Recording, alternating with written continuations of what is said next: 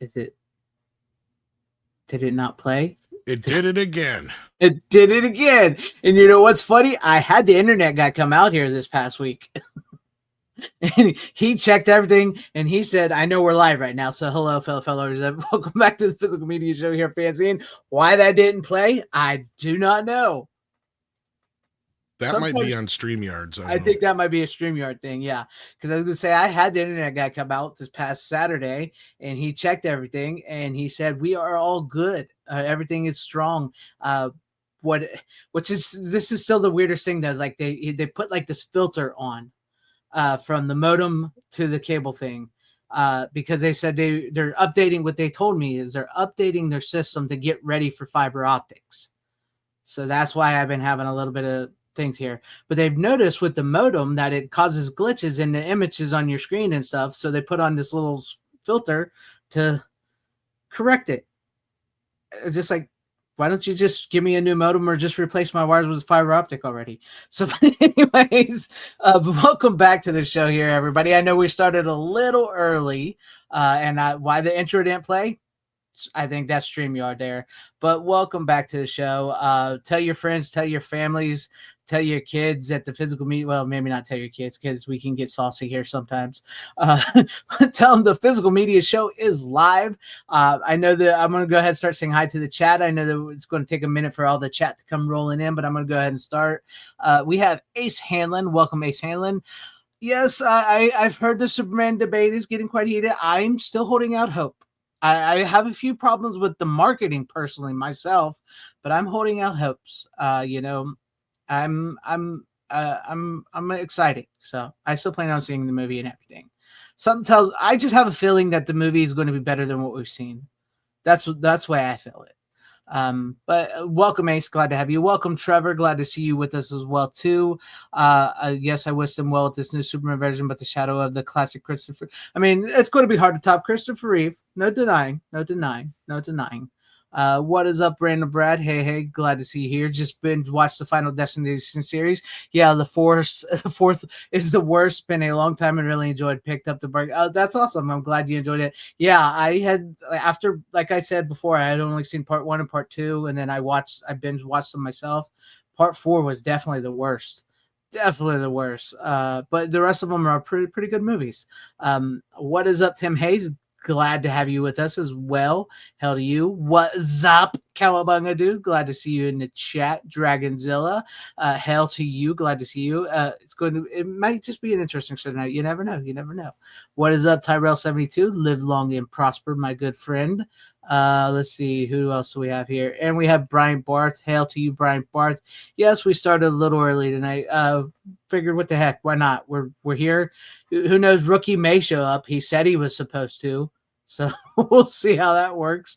And then we have Tim Hayes. Again, thank you once again, Tim Hayes, for being a channel member here for 32 months with his members chat. It says, "Hail, dudes." Well, hail to you, Tim Hayes. Glad to have you with us. Thank you for your support as well, too. I really do appreciate it. I know I need to do a little more for my members. And I know that's not me selling my members, but I know I need to do a little more for my members. But I do truly appreciate you guys, my members. You keep the channel going, you keep me going, and I am very, very thankful for your support, and to everybody in the chats and everybody subscribing and watching support. I truly do appreciate you guys. Thank you.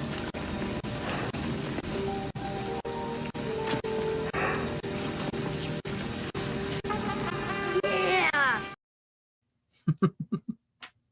But with that being said, what do we have on tap for upcoming releases? I know I saw today, Tom, that it looks like you're finally going to be getting, what is that? The Rocky Horror Picture Show on 4K is going to be coming.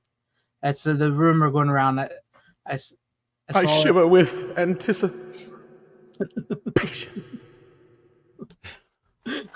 I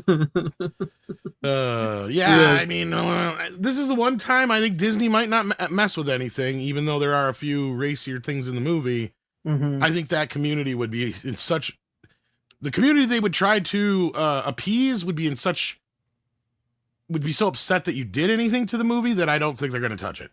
Exactly. It sounds like they went through and they're trying to do a very good job of meticulously remastering it. I mean, I thought Tombstone looked okay.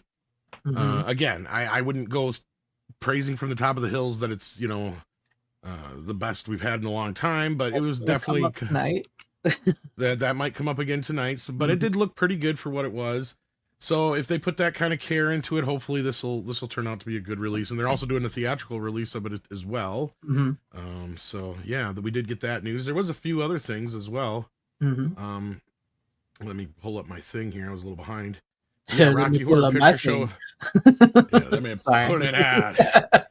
Yeah, we don't have much to go on yet, other than, like I said, there was a press release where they talked about doing a meticulous remastering, Mm-hmm. and it's going to be released in theaters and all that business. So, looking forward to that.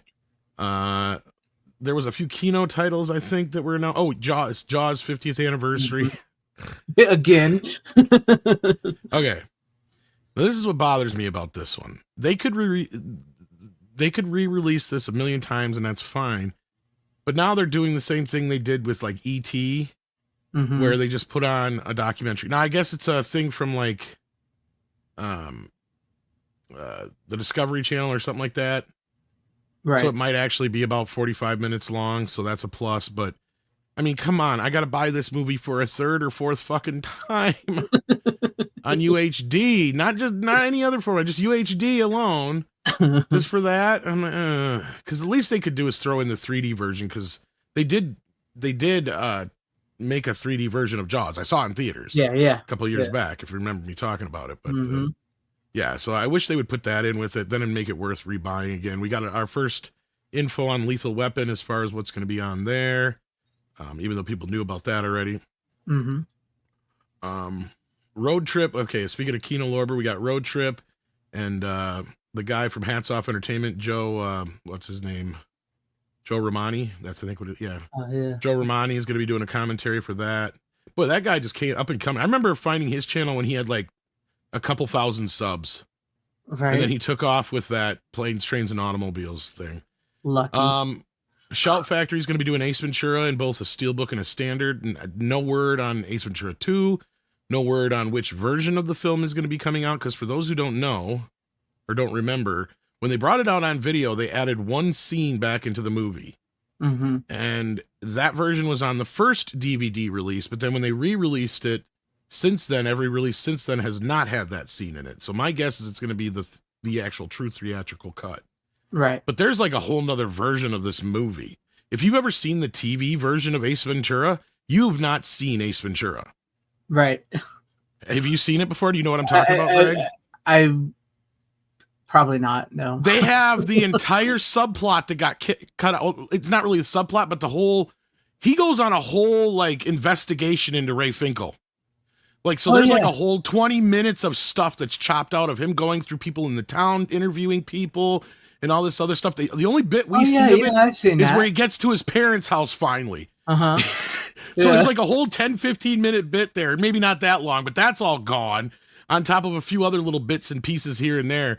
That you watch that TV version, it's like, holy shit, this is almost like a completely different movie. I think I remember that now that you say that. Yeah, I do think I remember seeing it on TV that way.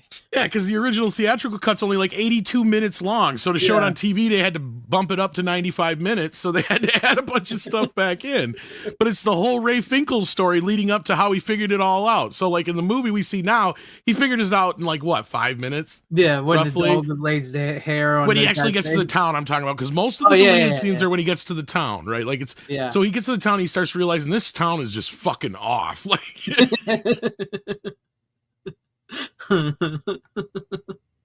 so hopefully those scenes are on there at least. Yeah, I hope that'd be nice. I think I vaguely remember that now that you say it. Because I haven't seen them since they were on television. Yeah. So Battle Beyond the Stars is also coming from Shit Factory. Mm-hmm. Let's see here. What else did they announced a few of them, didn't they? Oh, Spawn from Arrow on 4K. From Arrow. That was from Arrow, but yeah, I thought Shout Factory had a few more, but I'm trying to remember. Hitman. Sorry. Coming. Oh no, you're fine. Hitman is coming from Kino Lorber, not the newer one, but the Jean-Paul Belmondo. Oh, that version. One. Okay. Yeah. Let's see what else was there. Help me out here. I know there's a few more things. That's what I was trying to think of, the Ship Factory ones. Yeah. Let me see real quick. Let me check it out for you. I'll look it up real quick. Let's see. I know we're did we do Peacemaker yet for Kino Lorber? I don't know if that was. I don't know. I don't we think mentioned so. or not, but either way, yeah. Now we did. We did Strangers with Candy. We already told that from them. We said the Ace Ventura. Did you get the Jet Li box set from? That's not. No, I don't think we mentioned that one. That's the Jet Li 4K box set that was coming. I don't know who's doing that. Who's doing that? Is that Shout Factory? I think so. That might be. Yeah, it's a 4K box set of some of his movies. Because they just made that deal with that Hong Kong company or whatever it was. Yeah. Oh, the RoboCop 2 is getting a horrible looking that horrible looking steelbook. And there was some rumors for Vinegar Syndrome, a rare rumor. We don't normally get a lot of rumors for Vinegar Syndrome. I'm trying to remember the titles, what they were again, because I just had it in the back of my head. Now I just had a brain fart. Let me come back to you on that one. Yeah, I had to show up that it's horrible. that is horrible. Anyways, I think that's all I was seeing was like the Jet Li and stuff, all like that. And I did see like Eon Flux is getting one of those 4K steelbooks. The one with what is her name? Oh my God, what's her name? Anyway, it's the movie, the live action movie of Eon Flux. Of that is Golden Child getting 4K. I may have seen that. That was one of them. Yeah, it was Golden Child and something else were rumored from Vinegar Syndrome because that's a rarity that we ever get any Vinegar Syndrome rumors. Yeah. But I know Golden Child I've had in 4K on digital forever.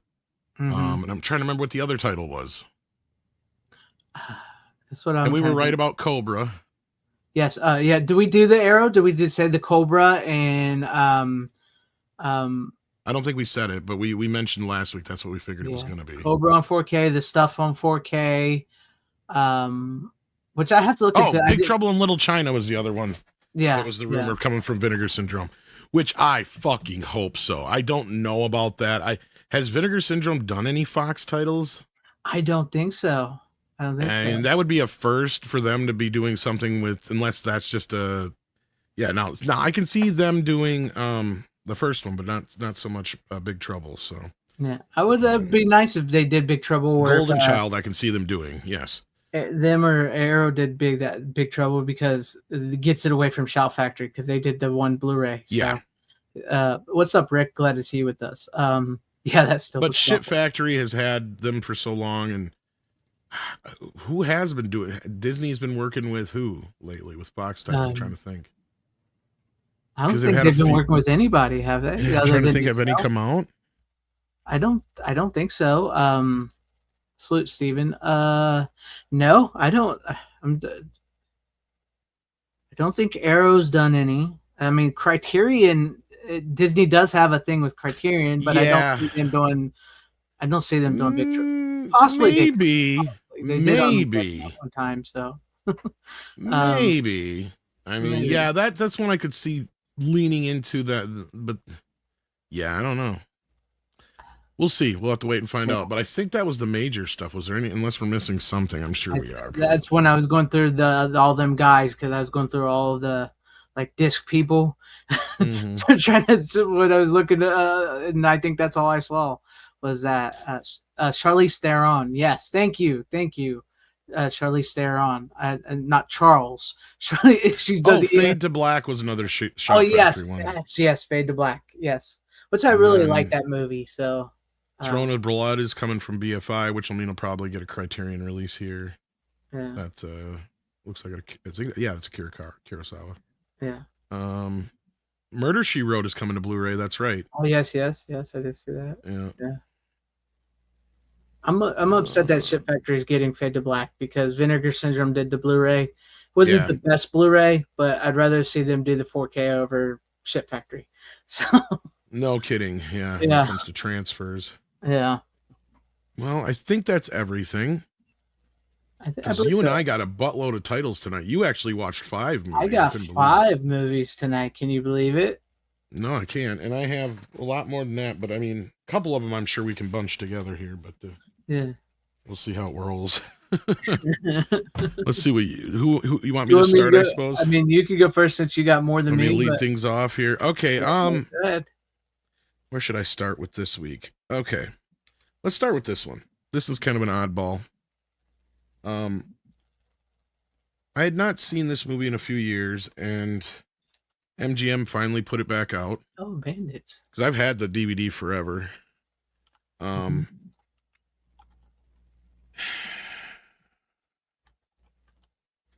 Why does woke have to ruin everything? Because that's what it's even retroactively ruining things. That's what it's designed to do, right? Right? Because like I'm watching this movie and it's fine, and then I remember how this movie ends, and I'm like, oh yeah, there's that weird kind of spoilers relationship thing that they decide to do. That's just weird. Yeah. But the rest of the movie's good. This is a kind of movie that almost feels like it had another ending altogether, even though there is an alternate ending on the DVD. I'll get to that in a minute. The alternate part is not all that different. It feels like that at one point this script, she had to have picked one of them. You know what I mean? Like she had to pick one, and that's the way the story should end. But for some dumb reason, somebody had it in their head in the studio that they thought that she should make this like grand, like I want to be with both of you, I can't choose, and for them to be okay with it just makes the movie weird. And I know I'm kind of burying the lead here on this movie because otherwise the rest of the movie is actually really good, right? Yeah, like that's the fucking problem with the movie is that the rest of the movie up until the ending is really, really, really good. And it's kind of framed around this final robbery that they have where they supposedly turn on each other. So you're going through this whole idea of these two robbers, one who's like this, you know, sexy, debonair, you know, basically everything one of the... You know, whenever they have the sexiest criminals, women get fawned over. That's basically what Bruce Willis is, right? Yeah. And that's the thing. Bruce Willis shouldn't wind up with her. That's the problem with the movie. And I'll get to that.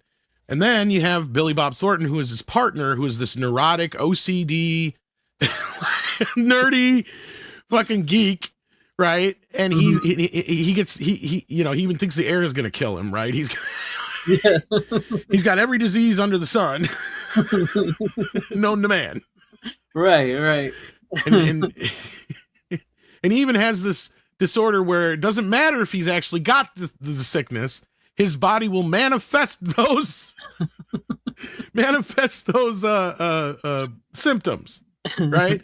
So if like he thinks he's got a brain tumor and you know it's gonna make him go blind and he's gonna smell burnt feathers, that's what it starts to happen to him all of a sudden. Yeah. Because he psychs himself into this shit on, you know, it's on purpose, but it's not, you know what I mean? I can actually see this being some kind of disorder. But anyway, these guys they get this reputation as being like the nicest bank robbers in the world, right? So like, that's kind of part of the setup. Well, then they end up quasi kidnapping this bored housewife played by Cate Blanchett. And at first she kind of falls for Bruce Willis, and then through a series of events she winds up with Billy Bob Thornton alone, so then they fall for each other for a few weeks, and then it becomes this weird menage a trois kind of fucked up story, because at first they can't get along, and then they decide, well, we've got to get along to keep her around.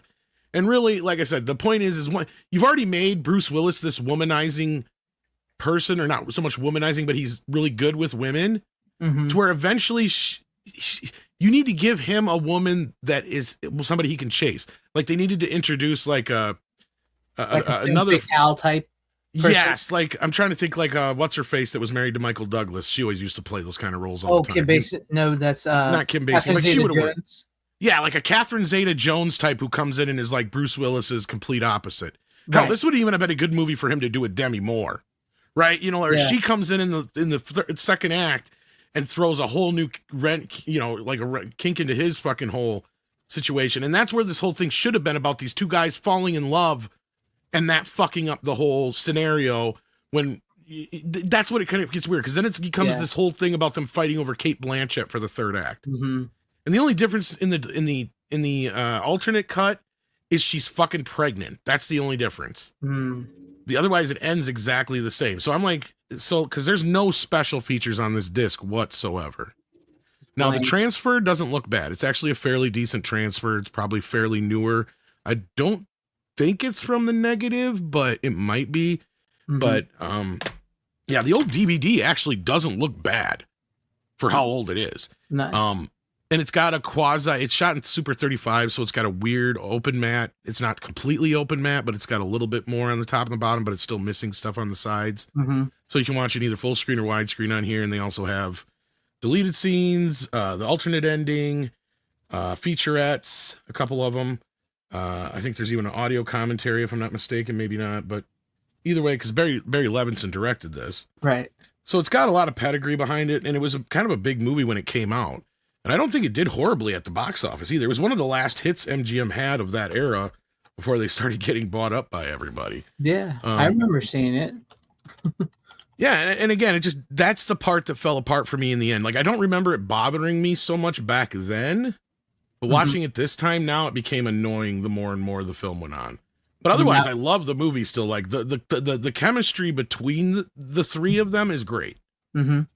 It always, I mean, now that you're older and you understand probably a little more than we did back then. But you know what it also kind of reminded me of, the ending of I can't think of the name right now, but the movie with Woody Harrelson and Money Train? No, with Woody Harrelson and I think Antonio Banderas, where they're boxers. Oh, the other one. They're both yeah. I know what you're talking about. I can't think of the name of it. Yeah. They both have the woman. I don't think she chooses either one at the end of the movie either. She says she loves them both. So, and see, that's kind of the way that's the way this movie should have ended. She just should have got her, her shit together and went back to her husband, or went back to, and told her husband off and just started a new life. Right? Like, either way, like, that's the thing, is the movie feels like it has this completely rewritten ending to it. And it may be that case. That may be the case, because if you watch some of the making of and some of the stuff that Cate Blanchett says in the commentary on the deleted scene, they did a ton of improvising and changing shit on the fly. Mm-hmm. So that's what I feel. And it kind of feels that way once you get into the film. The longer it gets into the movie, the more it kind of falls apart a little bit. Right. I mean, their big plan works, but in a way, but it's just them being together like that, just kind of just weird. It just, at the time, it was just kind of goofy and funny, but now it's just the woke part of it, I think, really, because I don't think I'd really care otherwise now. It'd still be just like, whatever. It's just because they're goofy, because Billy Bob Thornton is just a weirdo and couldn't function without Bruce Willis and vice versa. Right. So, yeah, it's interesting. I haven't seen it in a long time, but yeah, I'd have to, you're not wrong. Maybe that was like some of it creeping in and we just didn't realize it back then or something. No, I don't think that was, I mean, they don't even play it like it's, like there's anything between Bruce and Bob, and it just, Billy Bob, and the way that it plays out in the movie, it's pretty clear that they realize that they can't both have her unless they both get along. Right?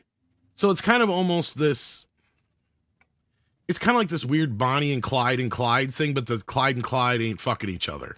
Right? Now, if they were fucking each other, then it would be like uber woke. Yeah. But it feels like just kind of like this quirky kind of offbeat kind of thing at the time. Mm-hmm. But now in today's society, it has this different kind of ring to it, right? Like, because we have so many thruples and shit all the damn time now. It's insane. It's insanity, which kind of leads into a pick that I have. Speaking of like the woke crowd and all that, if you got anything else you want to say before I move on to my pick. No, I think that was about it. Like, because we got a lot of movies, so we should probably move on. Yeah, I was going to do Tombstone, but this conversation leads into sort of this movie I got, and I want to, it can continue a little bit here, and shout out to Rick for this movie. But I have PCU starring Jeremy Piven here, Politically Correct University, which is basically woke. That's what we used to call it back in the day, was PC. Shout out to Rick for this. This is great. It looks amazing. I haven't seen this movie. He didn't send me that one.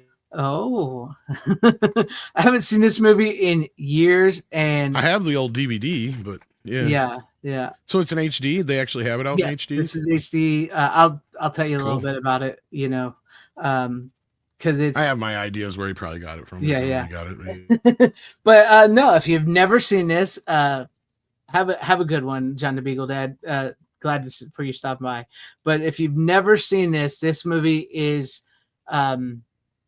awesome, right? So basically this movie right here it's like Gen X slackers with, you got Jeremy Piven and his group of college people in this college that's a politically correct university. Like everything like you see people complaining about in today's day and age is what they're complaining about. And they just want to be left alone to live their lives and to party, right? And just hang out and just live. And they got all these, and this movie wastes no time. They offend absolutely everybody in this movie.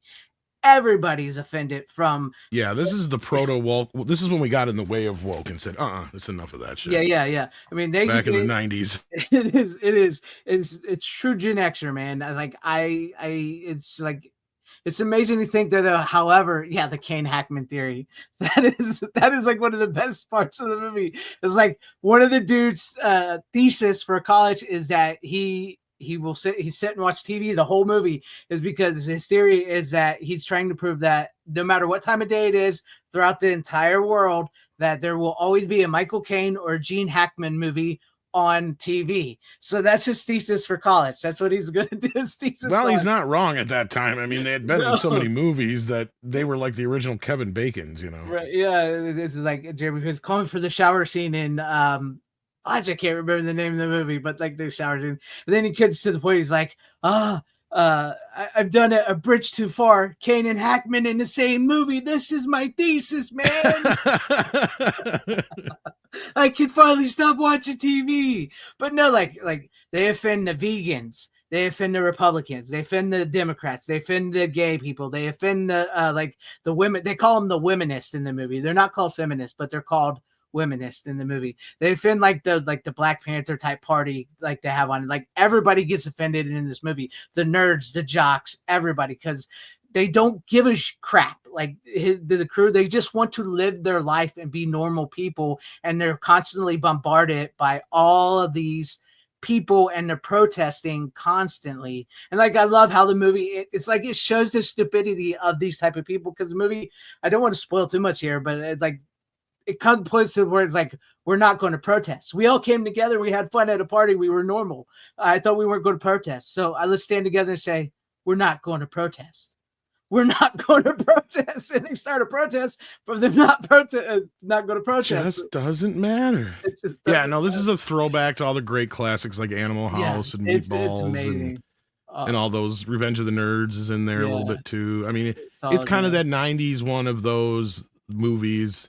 And it's sad that at the time it came out, it kind of got overlooked. But yeah, it's a very hilarious gem if you haven't had a chance to check it out. It is so funny. You will definitely love it. Random Brad is great. I mean, like even the dean of the school, who's a woman. She's a woman. Random Brad, you'll love it. Yeah, especially now in woke times. Like you see, this is one of those movies that it was good before, kind of like Idiocracy, right? It was already good before, but then when you compare it to modern times, you're just like, oh my God, this movie has aged like the finest wine you could think of. And it started out as a beer. That's the weird thing. Like when both of those first came out, it's like, oh yeah, that's a real good beer. And I'm not even a drinker, you know what I mean? But like now here we are 20, 30 years later, and both of those movies are like, holy shit, this is the finest. This is vintage. This is the year that great. You want to smell the cork, right? Like, exactly. That's how good this shit is. Yeah.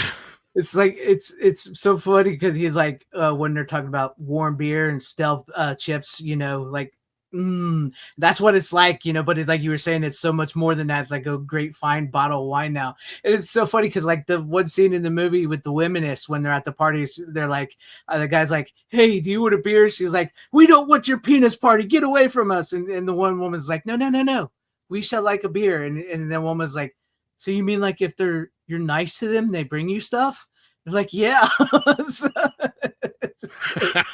It's just great. It's just great. It's a funny ass movie. Jeremy Piven is hilarious in the movie. I highly recommend it. If you can get your hands on it, there's a DVD is available. Actually, it's very hard to get the DVD because it is owned by Disney. So good luck with that. Yeah. Yeah. I'm glad to have one friends that like Fox Rick. never got to when they had it. I don't know how they missed it to get it to it on Blu-ray, but yeah. I don't know. I mean, and it's got a great cast in it. Like you said, it's got Jeremy Pivens, it's got David Spade, it's Jon got Favreau. Jon Favreau. Yes, Jon Favreau as oh Speaking my God. of, I just got this sent by Hank if you want to share this. Yes, And of course, you almost have to have been alive then to know what that's a reference to. But yeah, right. Oh, it's such a. I mean, it's a classic. It's incredible. You got George P Funk Parliament Funkadelic in the movie. I missed you showing off the cover. How did Oh. I'm always curious to see what Rick does with the cover. This one. Oh, nice. Let me see the back. Sweet. Here, he does a great job. He does, doesn't he? Yeah. Yeah. Yeah, it looks good. Yeah. It's good. I was happy to see it. I was very happy to see it. I haven't watched that movie in years. It's just, I think I saw it on Comedy Central one time when I was young. Oh yeah, it was shown on there all the time. Yeah. Like it was on and nearly every day. It just stuck with me. I swear there was like one year, like all day long, that's all they do is show that and Half Baked. Right? Like back to back all day long. Abba Zabba, you're my only friend. It's like, are these the only two fucking movies you guys own or what?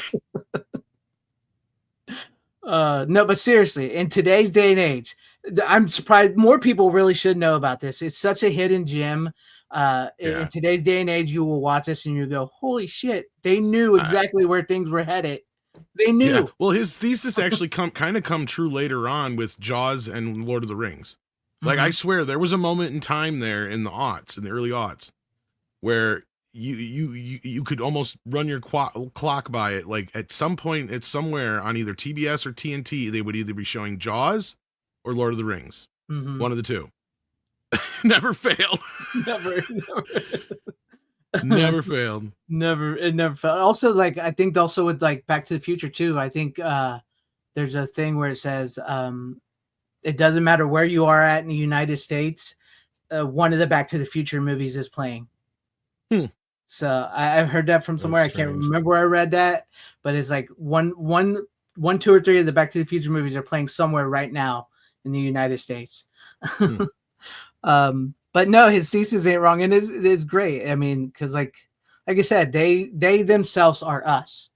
Like the 6 people living in this fraternity house, they're the Gen X people, which have come alive today, as we saw today. I mean, like here recently, the Gen X they woke up Gen X because they are content to stay in their houses, just smoke a little if they smoke, drink a little if they drink, or just sit down and relax and, like us, watch physical media or movies and stuff. We're play video games, play video games, just live our damn lives. And then we keep getting bombarded by this political party, that political party, this political nonsense, this woke bull crap, these protests, and they have to, you've got to stand up and fight. So that's what they do.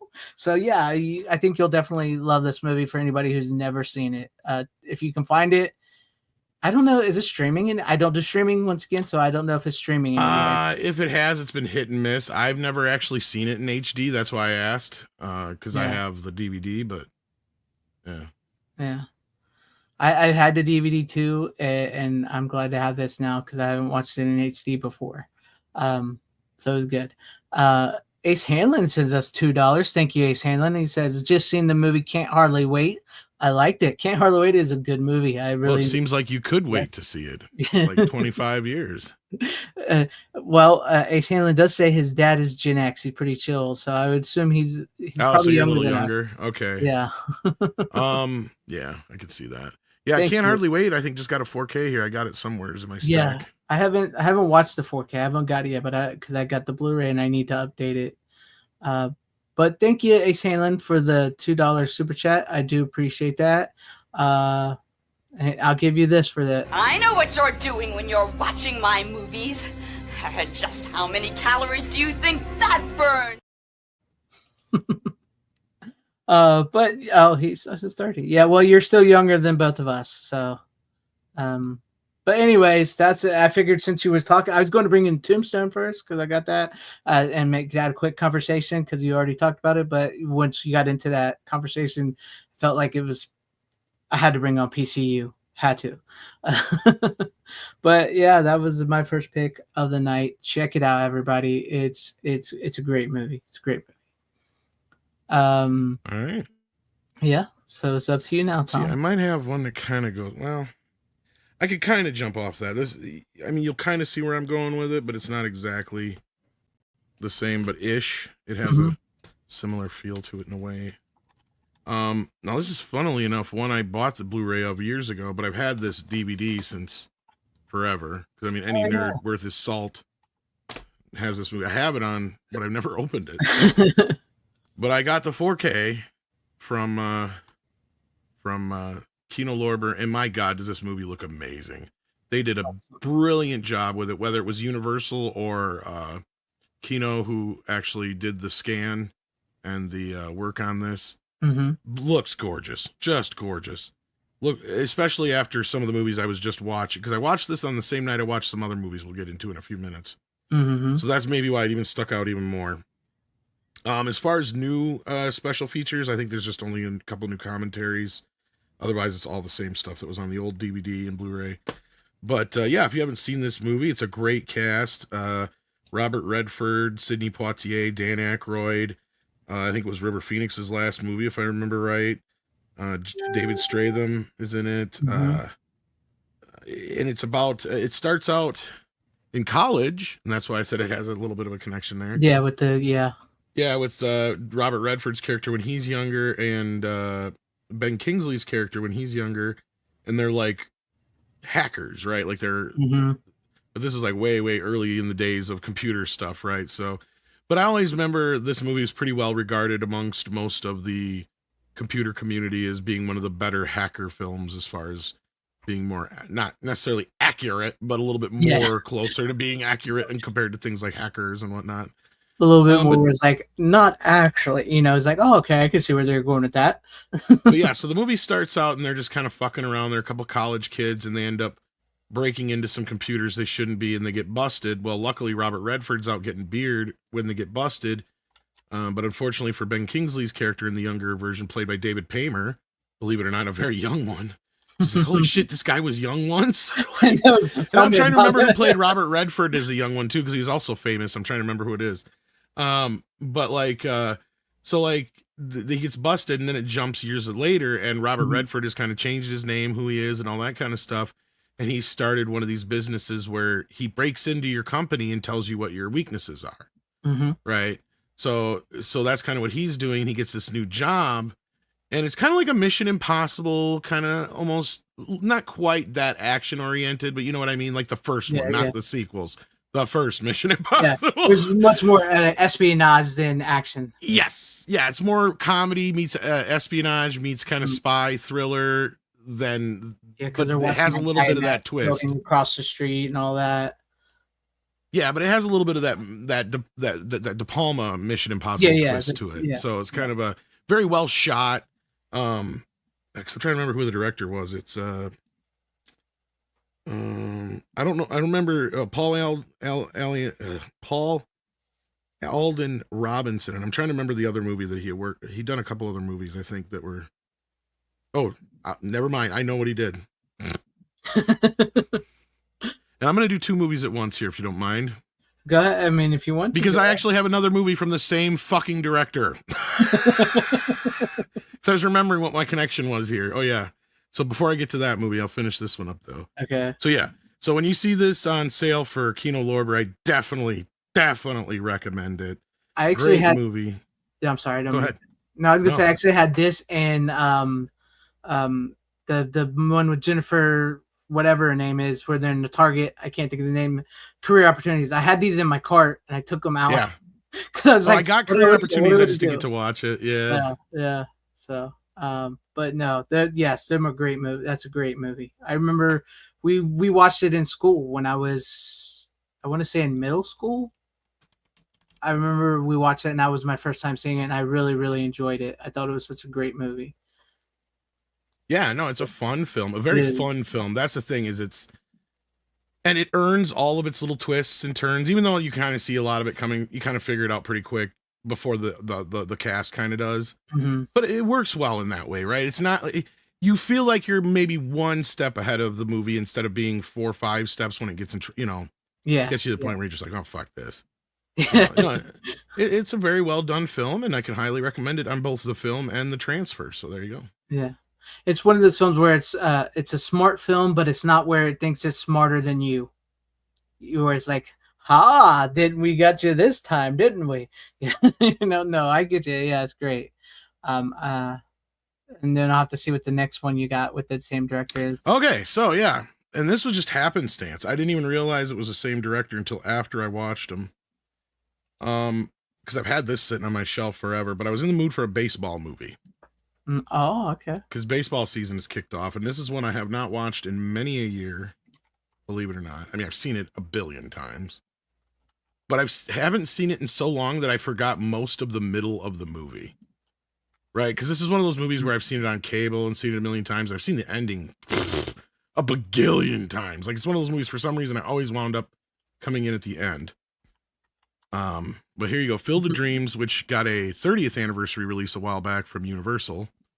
I don't even know what anniversary it'd be now, because this is an 89 film, so this is what, 36 years now? 30, yeah, 36. But Kevin Costner, kind of the movie that really kind of put him on the map. It's an adaptation of the book, Shoeless Joe Jackson. Mm-hmm. And if you haven't seen it, I mean, this is a movie for fathers and sons, and it'll make you tear up a little bit. This is one of those movies that makes just about every man cry. Yeah. And some women just don't get it. Yeah. I mean, they'll never know the experience of feeling like, yeah. He will come.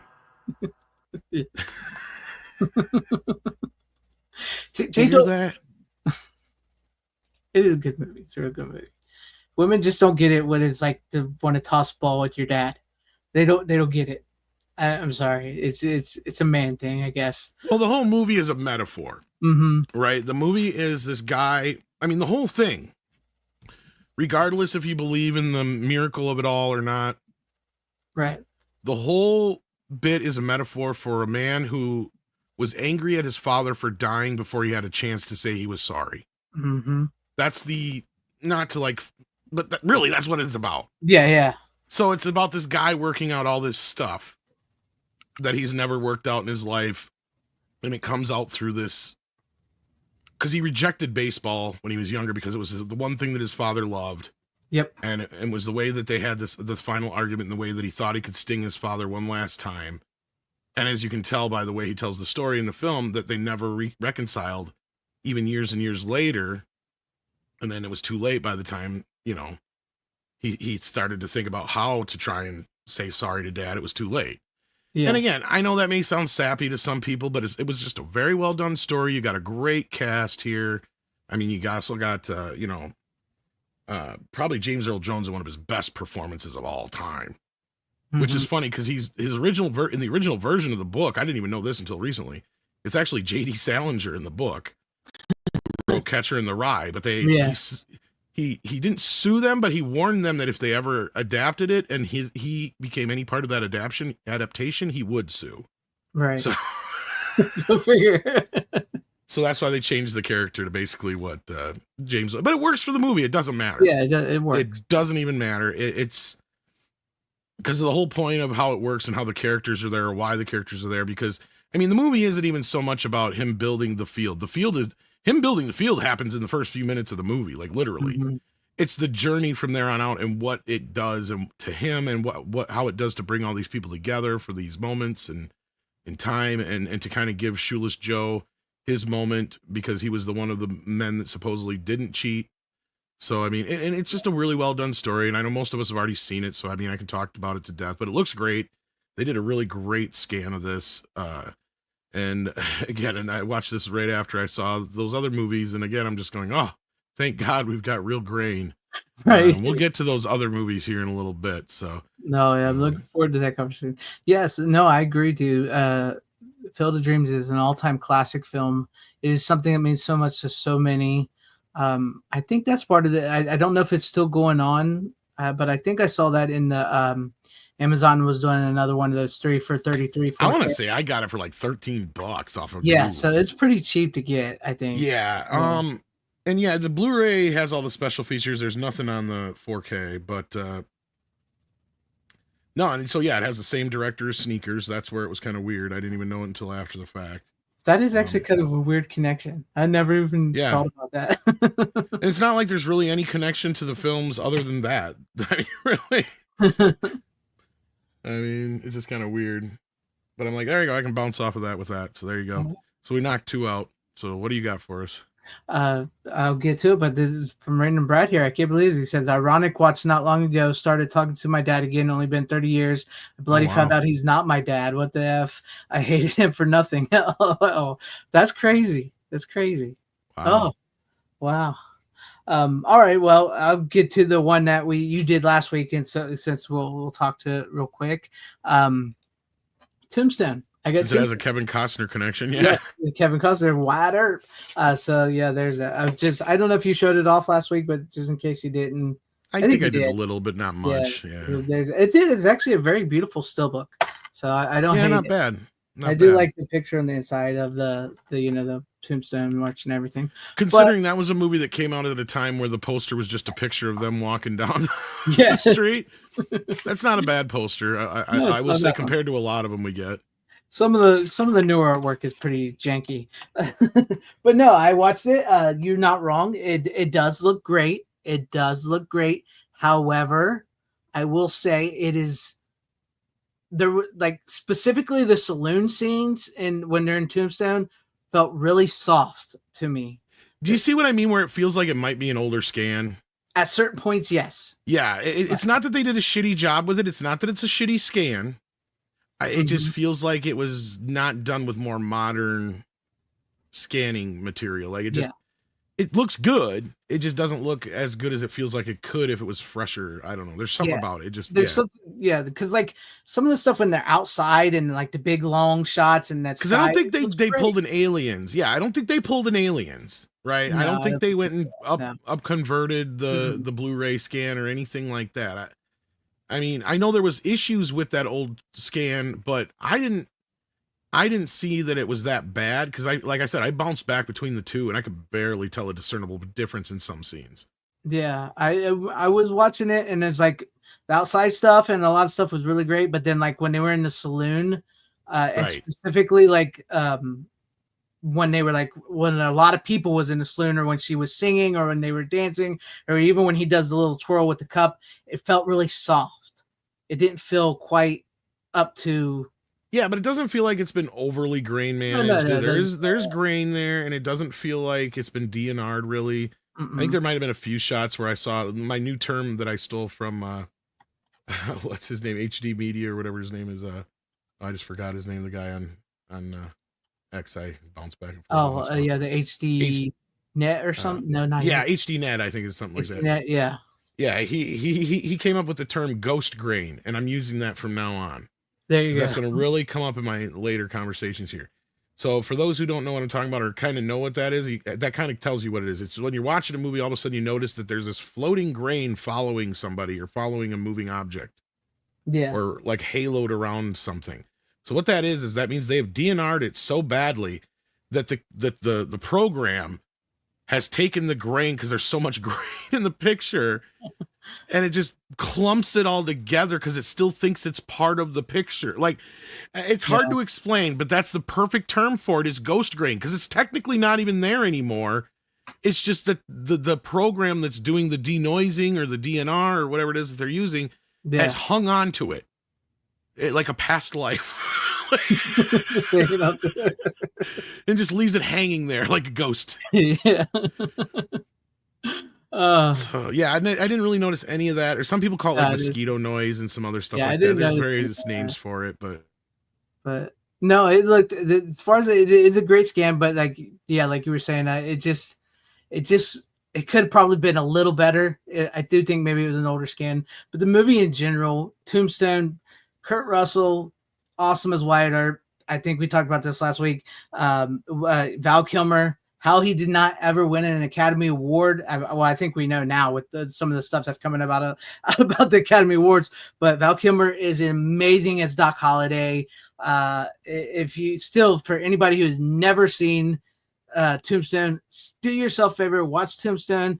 It'll put hair on your chest, your nuts will drop, you'll become a man. Whatever. It's an incredible movie. It's full of like the most quotable Western you could ever quote. And it may not be the most accurate, but I do think some of the lines that they actually say in the movie are actually what they said.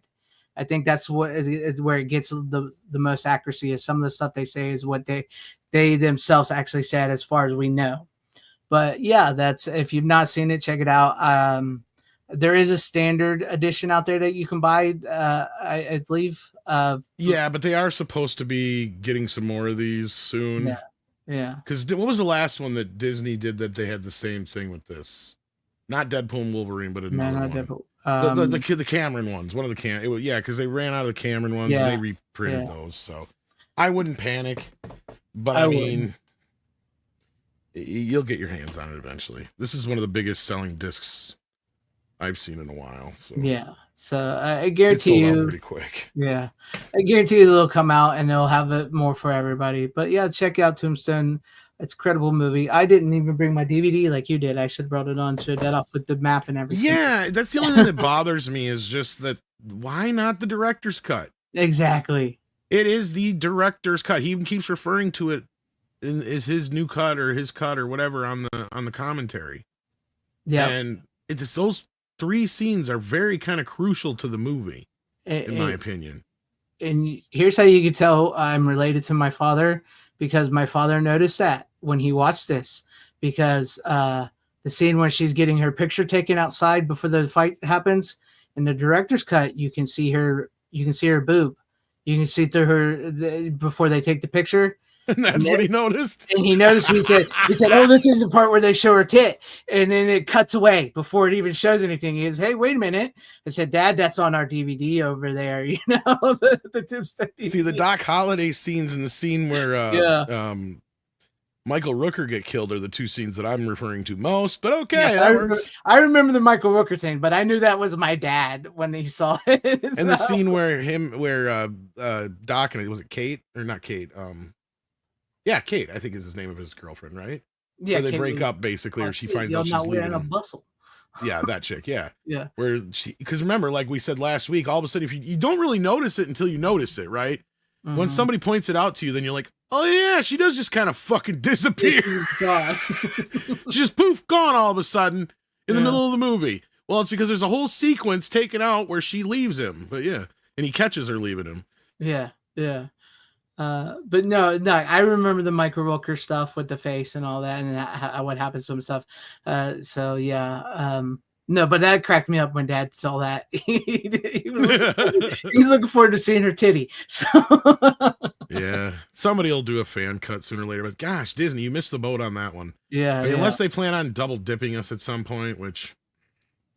Fuck you guys if you do. But it was bad enough when they did the straight Blu-ray and they carried over most of the special features and didn't have the fucking director's cut, and now they did the same exact thing with the 4K. It makes no sense to me. It's just, But yeah, like I said, you talked about it, I talked about it, so there you guys have it. I watched them. And it's highdefnews.com. That's who I stole that from. Highdefnews.com. Go Screen. Yeah. There you go. Nice. All right. Well, let's go to you for your next pick if you're ready for it. I don't want to. Oh, all right. I'm done with that. We talked Tombstone. I mean, I could talk it more, but all right. I don't want to wear it out. I know where to go from here because we got other 4K steelbooks this last week. Okay. Are we getting into it? If you haven't noticed, I have started some shit. Because I'm very disappointed. I spent $100 on the Outlaw Josie Wales, Pale Rider, and Dirty Harry. Mm-hmm.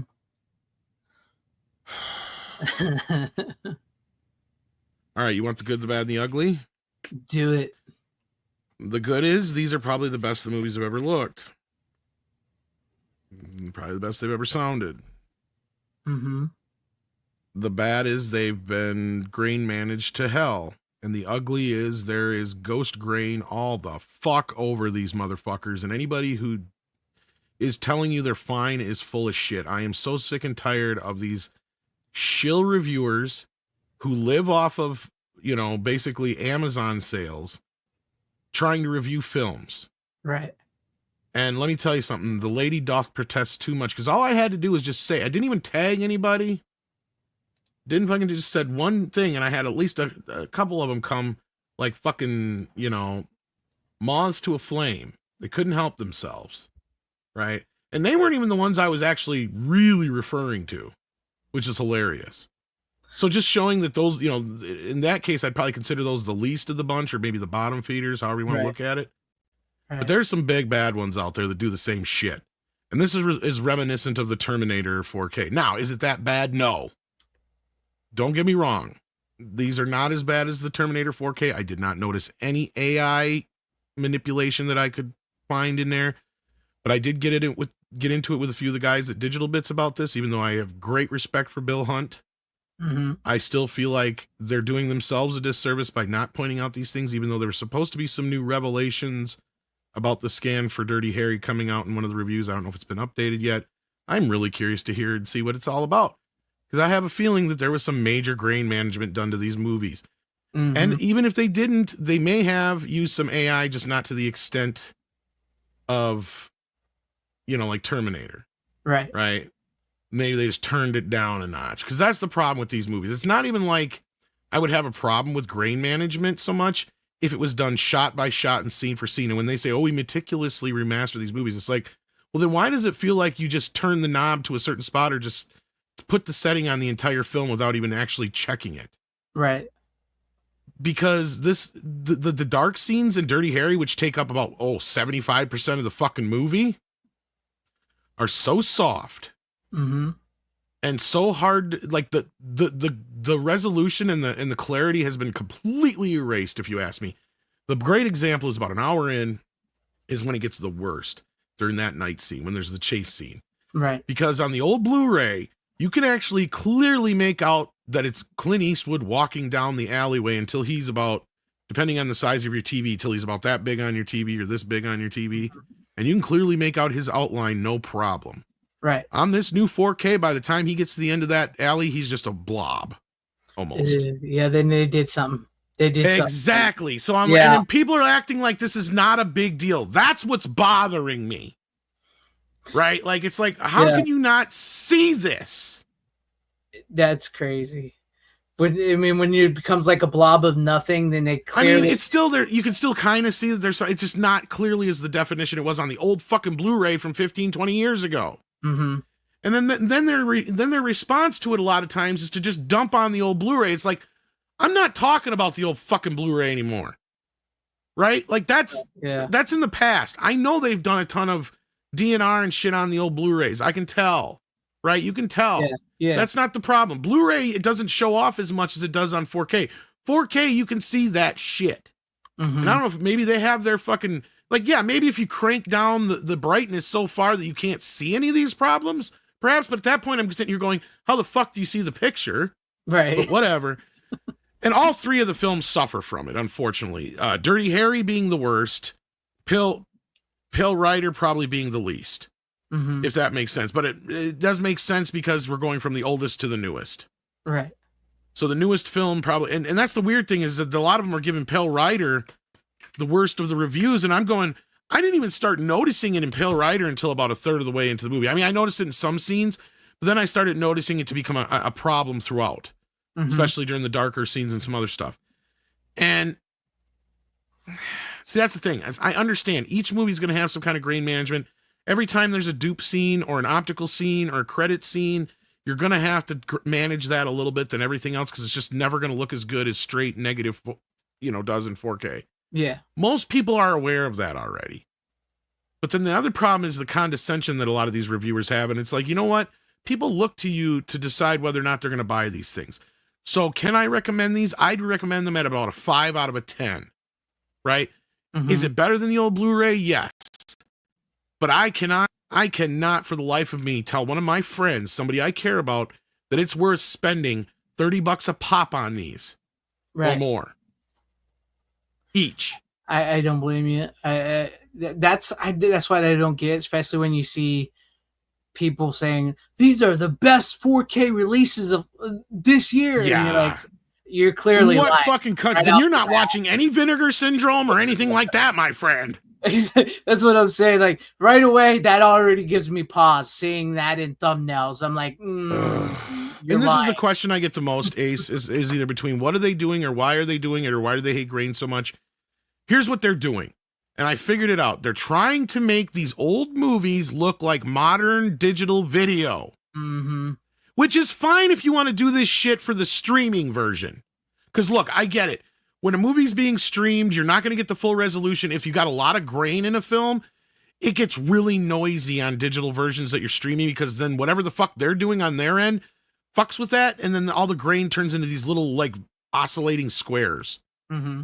Like, I get that. So if you want to clean that up and make it look like as smooth as a baby's bottom for the fucking streaming version for those people who don't give a shit, go for it.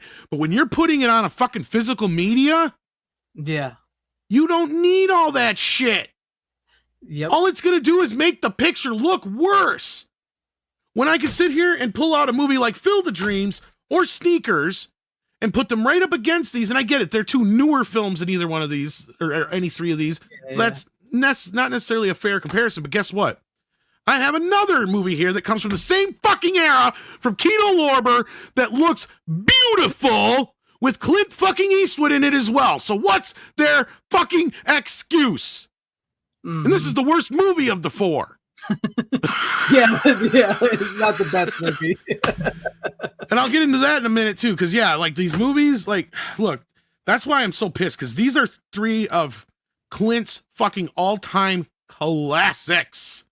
First of all, these two are probably his most well-known, most bought titles you have right here. Mm-hmm. Right here. These are two of probably my father's favorite of his. Right here. Okay? This one is great because it's almost like a quasi-sequel to High Plains Drifter. Yeah. So, like, and not only that, the preacher character is fucking cooler in a way. Mm-hmm. Like, it's almost like a proto fucking comic book character. Yeah. And I love this fucking, I love all three of these fucking movies. Yeah. So I'm so pissed. And then Thunderbolt and Lightfoot, which looks amazing from Kino. So kudos to Kino, whether it was Kino or because it's a UA MGM. So that's the one thing I got to give Amazon. They don't seem to mess with their shit. They just scan it, do the minimal, and put the shit on the disc or give it to whoever and let them deal with it. Because we're going to get to another one here near the end here after you get to a few more. Mm-hmm. Because, yeah, this movie looks amazing, and it came out in 1974 compared to any of these other ones. They came out, around those same periods up till basically Pale Rider, which was 83 or 85. I can't remember which. That's what I mean. To be fair, I've noticed that even with the studios that are giving certain movies to like boutique labels like Kino stuff, I've noticed like Kino, Vinegar, and all them that do get those, their scans, whatever, I don't know, are better than the actual studios. Like when studios make a big deal, specifically certain ones, like Warner Brothers here lately, make a big deal about these coming out. Their scans seem to be overdone, scrubbed, ghost grain, DNR. And why the hell isn't like that? And I can tell Warner Archive didn't touch these. Mm-hmm. Why isn't Warner Archive that should be a rule over at Warner Brothers. Any movie that's pre-2000, Warner Archive take care of it. Period. Period. You should. I don't give a shit anymore. Because what the fuck are you doing to your movies, Warner Brothers? I used to be a real good fan of yours, and you have the best scanning equipment there is. That's another thing most people don't realize. Robert Meyer Burnett said it too. They do. They have one of the best, newest, greatest scanners out there. But yet they use it, and then they do this shit. They scanned each one of these in 8K. Why is there even this much grain management on there? There shouldn't be. That's ridiculous. It is ridiculous. It's a sad. I mean, the only excuse, Ace, to go off your question is because they want to make it look like digital fucking video. That's why. Yep. That's what it seems. It seems like that's what I was noticing. Like the studios that are putting out those releases, where it's not Warner Archive, I think they're just clearly doing these for streamings to make them look modern and just putting those out on the disc as well and saying, there you go. We don't care. I get it. a lot of the thing is like if this was a chick flick, I'd be like whatever. Most women, that's the first thing I'm gonna say is it looks bad. Because I remember I've had so many girlfriends where the first time they see a 4K movie, they're like, "Why is it so fuzzy?" It's like, what do you mean fuzzy? Like it's all fuzzy, like his face is fuzzy. Like, oh, because you're used to seeing overly smoothed out shit. That's why. Yeah. I don't like it. Ginger says she doesn't say that. No, it's not every woman, Ginger. And you might be one of the keepers, honey. Like, Yeah. because, yeah, I've had, if you're a woman that doesn't go, do you really need 4 copies of the same movie? Then you understand us. Yeah, see, you're different. Yeah. It's mostly like I would say normies. Yes, it's the normie girlfriend problem. Yeah. Right? Like, Yeah. yeah. So, like, I mean, look, I'm not surprised Greece has a lot of grain management on it. Does that make sense? That makes perfect sense. Or because then it's like Dr. Bolta's face isn't all fuzzy then. Oh, I remember laughing so hard when I finally figured out what the fuck that X meant. Like, you're talking about the grain? Yeah, it's all over his face. It's all fuzzy.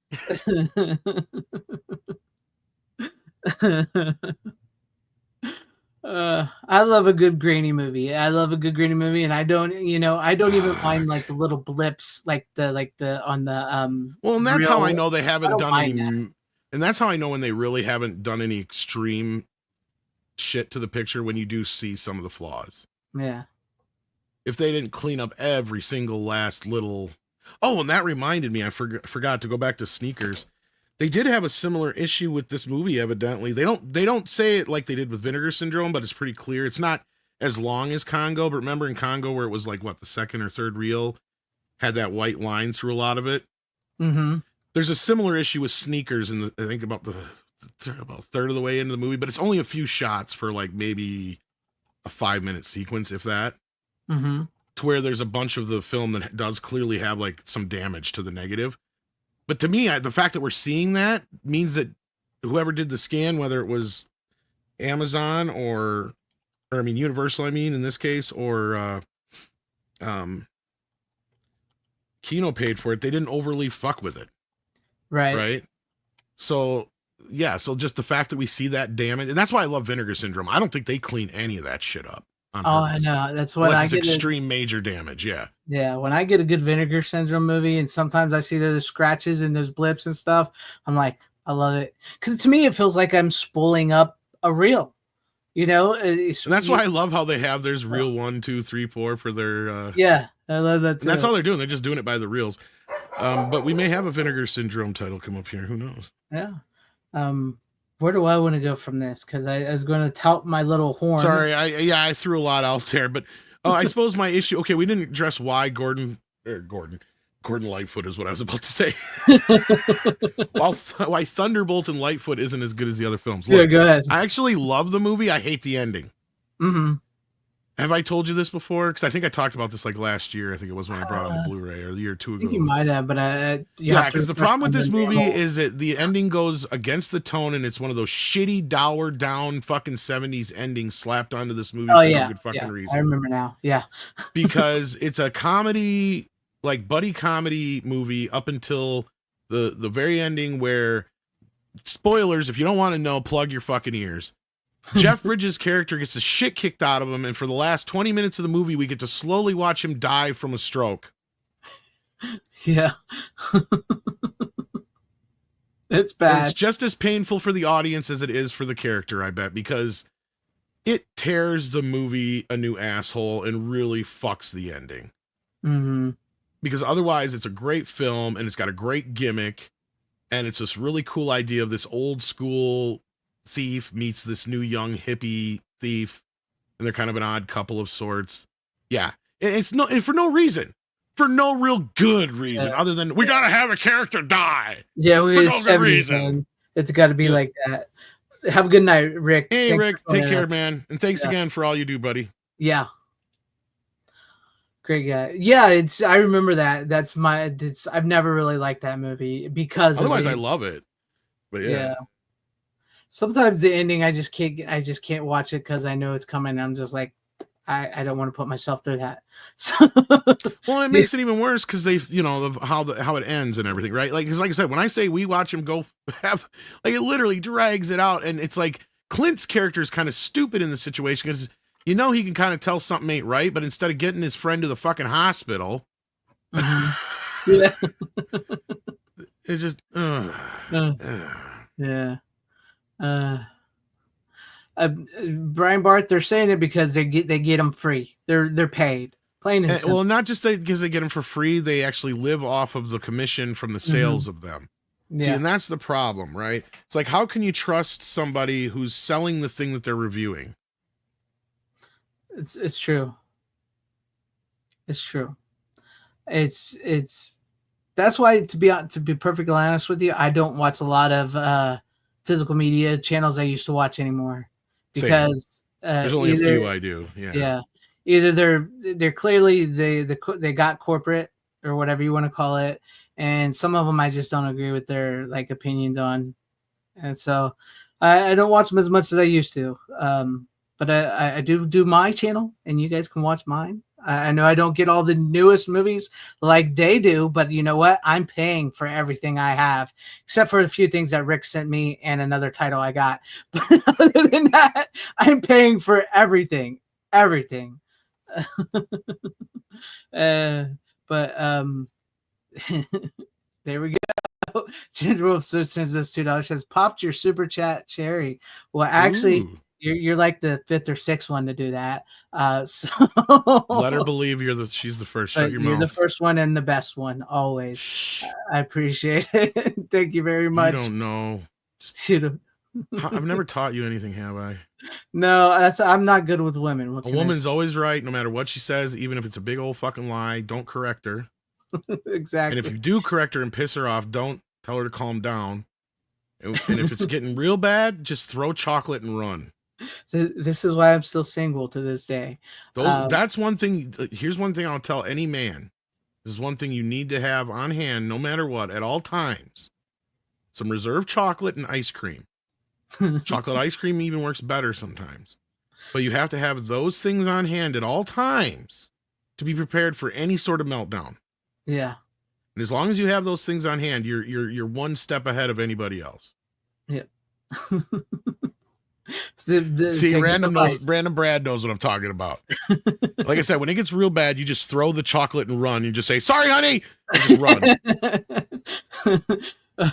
It's good advice. I need to write that down. But thank you, Ginger. She's like, "How dare you throw chocolate at me?"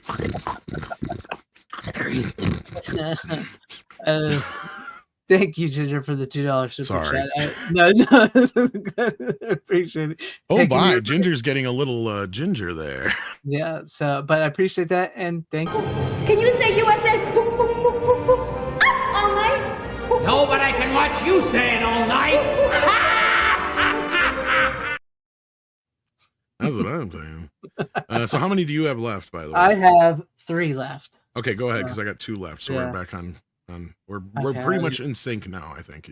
All right, and thank you, Tyrell, for sticking with us. I appreciate that. Yeah. Now let's see, where do I want to go to that? Because I'm gonna go ahead and toot my own horn a little bit and bring up this title. But I have American Expendables. It's a documentary on the films of the North American pictures. Those films that came out in late 80s, 90s, like straight to videos with Cynthia Rothrock, Billy Blanks. Talks about them and like Frankenhooker and stuff like that.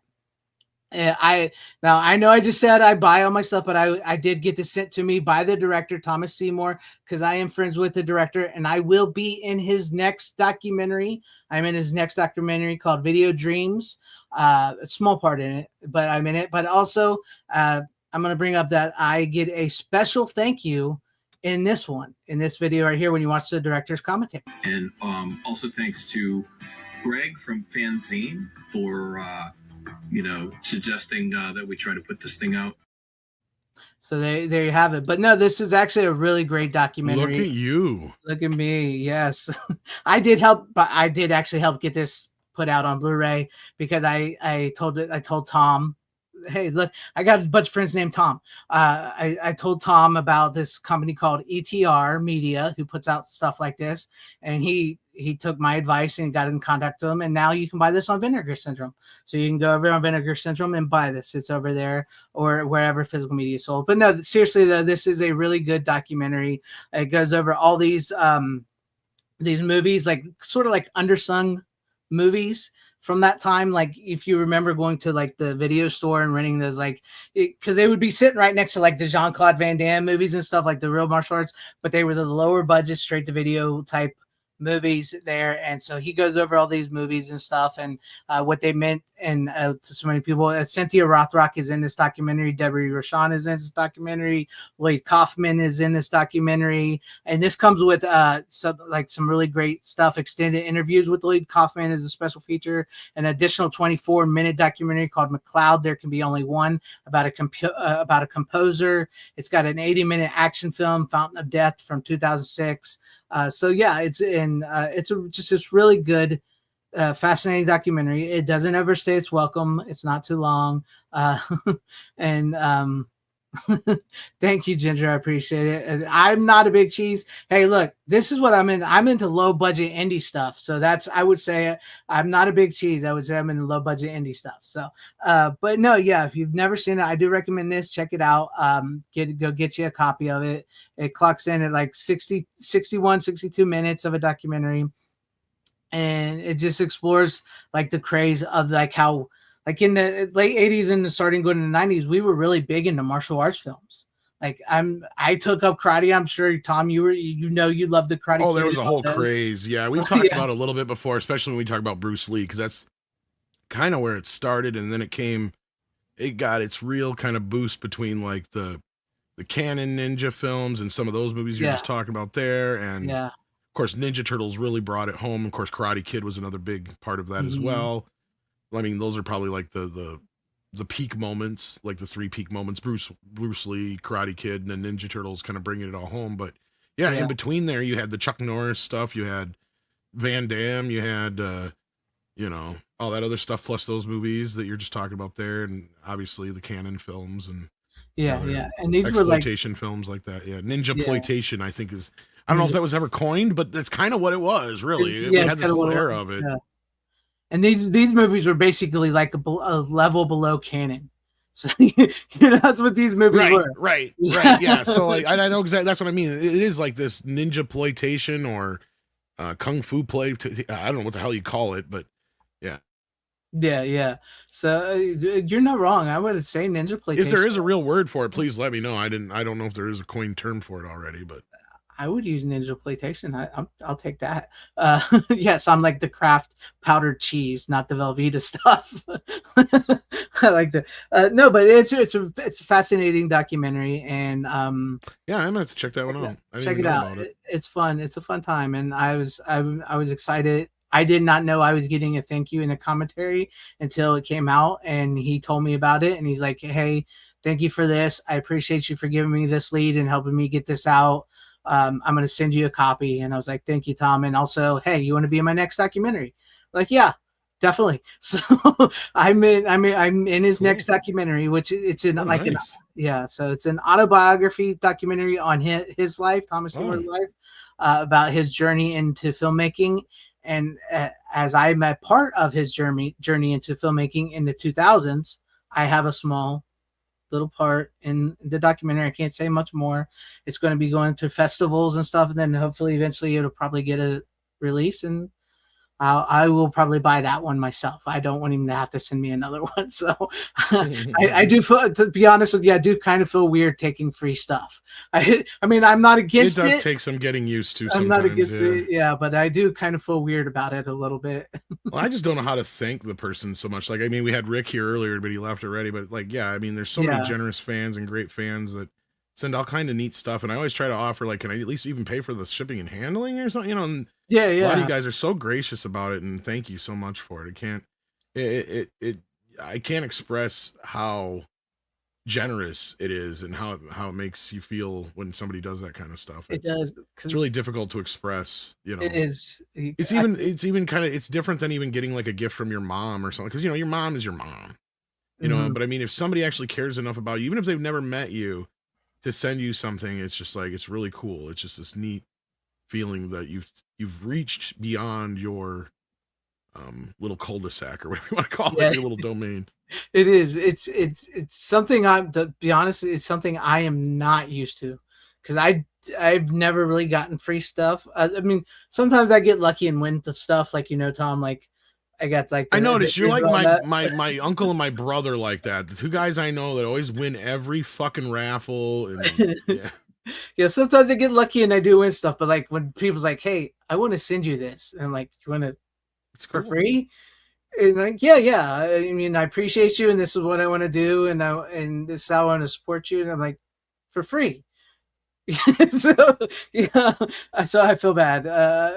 Well, not feel bad. It's just weird. And Ginger, I might have to look into this for you. I might be able to know about a documentary about B-rated films, because I tend to find a lot of these documentaries like this. So And that's kind of I'll have to what look the for In Search of and the yeah, in search I mean, of even though they do cover a lot of mainstream films, there's a lot of that's what I love about those documentaries is you kind of sit down with a notepad because you're like, okay, mhm. what ones of these haven't I seen yet or forgotten about that I need to revisit or see for the first time? Yeah, and And I'm a lot glad of they times they're like B titles, yeah. yeah, I'm glad they started giving you the list of the movies in the cover with it, in Yes. search of darkness movies. So Well, yeah. and I think that was something we hinted at them way back when, because I mean, I haven't really talked much with the guys for years, but Mhm.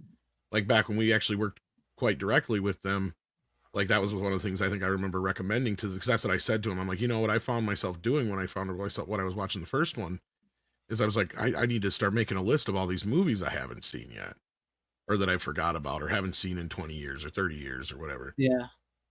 So yeah, I Yeah. mean, and that's what's cool about those, yeah. That's what I love. I mean, I know it depends on your taste, but I don't mind a good documentary on like stuff like that, or the Search of Darkness, or the ninja movies, or the B movies, or stuff like that. I don't mind a good documentary on that, and because not only is it fascinating to learn about these movies and how they got made and their popularity, you find movies too that you can add to your That's what I'm collection. saying, yeah. Yeah, so that's why I like them. But Yeah. no, yeah. So if you guys have And not I'm seen, looking forward to their 90s ones where they got into more of the yes, more of the B movie stuff, which actually will kind of lead into my next title once you're done. yeah, But yeah, no, go ahead. That's and you get the slip cover for over on Vinegar Syndrome. I know I didn't have the slip cover, but I'm not going to complain. I got a free movie, so you know, oh, so that's one of the ones over on Vinegar. Maybe I'll have to check that yes, you one out can then. go get this on Vinegar Syndrome. I don't know how many of the slip covers are left over there, Okay. but you can go get this over at Vinegar Syndrome or wherever they sell them. So Key. yeah. But yeah, shout out to Thomas Seymour, and I'm glad I could help him get that on Blu-ray over there, because he worked for Troma. His first two documentaries, called VHS Massacre and VHS Massacre 2, were put out by Troma Entertainment, and they declined to put this one out. And I got so trauma from trauma. yeah, and it's not nothing bad, or they didn't turn against him or anything like that. Just like they couldn't fit it into their their release schedule and everything for their stuff. And so I was like, hey, check out this company, and there you go. But let's go to you, Tom. Yeah, I don't have a ninja ploitation movie, but I do have what would be considered a B movie. And I guess it was a little bit more popular than I even really knew about. But it's a Charlie Band film, Oh, but it's nice. in betwixt the Full Moon era and the Empire era. And it is almost kind of like the perfect bridge between the two. And it has one of your favorites in it. Oh, nice. It is a little sci-fi film that does nothing that kind of rips off Dawn of the Dead and Aliens, called Creepazoids. Creepazoids with Linnea Quigley. With Linnea Quigley and all of Linnea Quigley. Yes, multiple times, Linnea Multiple Quigley. times. Yes, and it is a bad movie.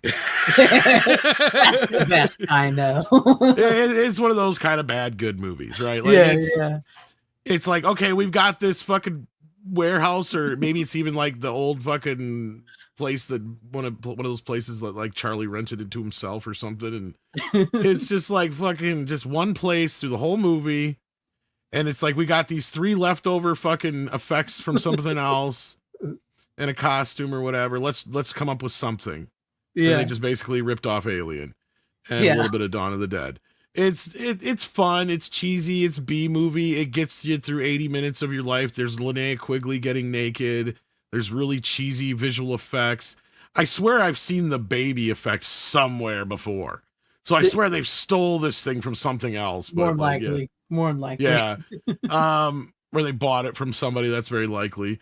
And the costume, the same thing for the alien thing. So, like, it's just a weird fucking movie where these guys, it's like supposed to be this post-apocalyptic world, and these deserters of the Third World War hold up at this bunker, and inside this bunker, there's this alien living where they were manipulating genes to where people didn't need food anymore to eat. Mm-hmm. That their body would produce the enzymes that they needed. And it really, like I say, it's almost like a complete and utter ripoff of Alien. Almost much. Beat for beat. You've seen it, so you know what I'm talking about. Yeah, I've seen most of it, yeah. Yeah, and then at the end, there's this weird baby thing that comes out of the fucking creature, and it looks like something from It's Alive or something like that they stole from like that, or they bought from them or something like that. That's what the movie feels like. It's just a bunch of hodgepodge shit shot on a weekend and your lead is the worst fucking actor in the movie. Like, the other actors are okay. Linnea Quigley's probably the best of the bunch. Yeah. And then the lead guy, though, is the most fucking worst actor ever. Like, there's a scene where they have, like, the play on, you know, the dinner scene in Alien. Mm-hmm. They have, like, a scene like that. And he has the worst... He doesn't even get up or act like he's that concerned. He's like, oh, my God.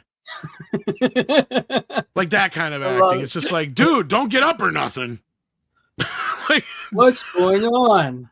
Yeah, it's like, we gotta stop this thing. And the editing in this thing is atrocious. Because like you get to this one part where I'm just like, what the fuck just happened? Because I rewound it twice. I'm like, did I miss something? Because all of a sudden they're like, the Linnea Quigley's with the lead guy, and then they cut to the very next scene after they leave the room. And they're both in completely different places. In the very next shot. It's like, so was there a whole fucking thing that must have got cut out here? But they did it piss poorly, because then you're going, why are they not together like, what is going on here? Like, so what little you can follow of the movie, you're just like, fuck it. I'll just wait for the tits or the alien to show up, whatever. Funny story about that is, one of the girls in there, I can't remember which one, but she refused to go show her boobs in the movie. Well, she would probably be the one that at first starts out like you think that she's going to be the more starring female, but then as the movie goes on, Linnea ends up living. Yeah. Well, the girl refused to show her boobs, and Linnea Quigley was like, why don't you just show them? And she said, because I watched speaking of which, this was mentioned in Search of Darkness, the third one. Their second or third one, because they talked to Linnea about it, and she says that woman now does porn. So she refused. That's hilarious. She refused to take her top off in the movie. She was being very prudish about it and didn't want to show it. Now that woman does porn. So I mean, she's got to be pretty old by now. Yeah, well, I'm sure she don't do it now. So, and I mean, it says it's from the negative. I mean, it's a fairly decent scan. You know, these are the ones that Charlie put out. It's a full moon release. Yeah, I mean, it is what you'd expect from it's your typical full moon release. It's you hang out with your buddies, have some pizza and beer or whatever, and just fucking make fun of it, Mystery Science Theater style. Yeah, that's the best time. That's a good time. Yeah, I love those movies. I mean, that's why I love Full Moon. They just that's the type of movies they make, and Charlie's just that type of guy.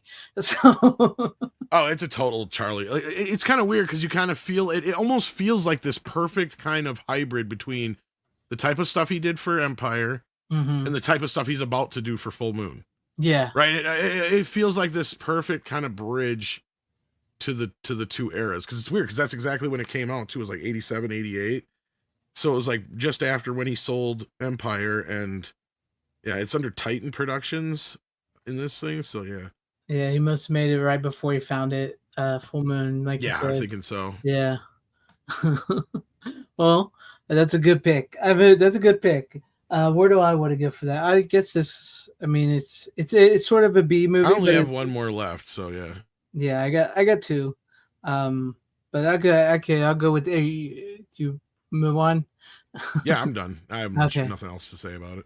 Speaking of Kino and 4K, I don't remember if you brought this one on or not, but I watched Body Parts with Jeff I have Fahey. not. I have it, but I haven't watched it yet. Looks great. It's from Paramount. It's one of the. I mean, I don't know if Paramount did the scan or if Kino did, but it doesn't look bad at all. It looks good. It's not smudged or anything as far as I could tell. But no, this movie, I love this movie. It's a great like 90s thriller sort of horror movie. Brad Dourif's in it too, by the way. Um, now, depending on who you are, uh, the third act, the third act of this film is bonkers. So let me get to the plot of the movie first, before I get into it. So the plot of this movie is Jeff Fahey is this criminal psychologist, and he's trying to discover what makes a person evil. So he's like investigating serial killers and stuff, right? He's trying to figure out what makes a person evil. And he has like the perfect life. He has this great wife and his two kids, and he's happy. And so he's going off to work one day, and he gets in a bad car accident, and he loses his arm. And the doctor tells him that tells his wife why he's in there laid up in coma or whatever. It's like, we can put a new arm on him. I have this new surgery, new technique. We can graft a new arm to his body, and it's new technique. And they're like, okay, do it. And so, like, what you see is like a bunch of cops, and he's in the hospital, and the guy that they're going to take the body parts is in the hospital, and there's like cops surrounding him. They cut the guy's head off, and then they give him his arm. They give him Jeff Fahey gets that guy's arm.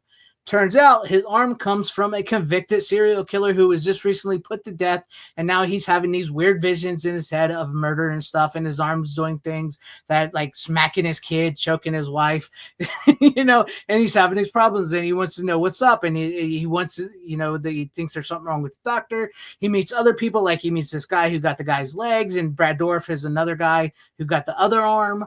And so, like, he's trying to figure out, are they having these same type of things as he's having, going through the same type of things they have? And that's the movie. And like, so like the build of the movie is like, is he crazy? Is there something wrong with his arm? Or is he, is what's going on here? How come he's having this more so than the other two people that got the other body parts?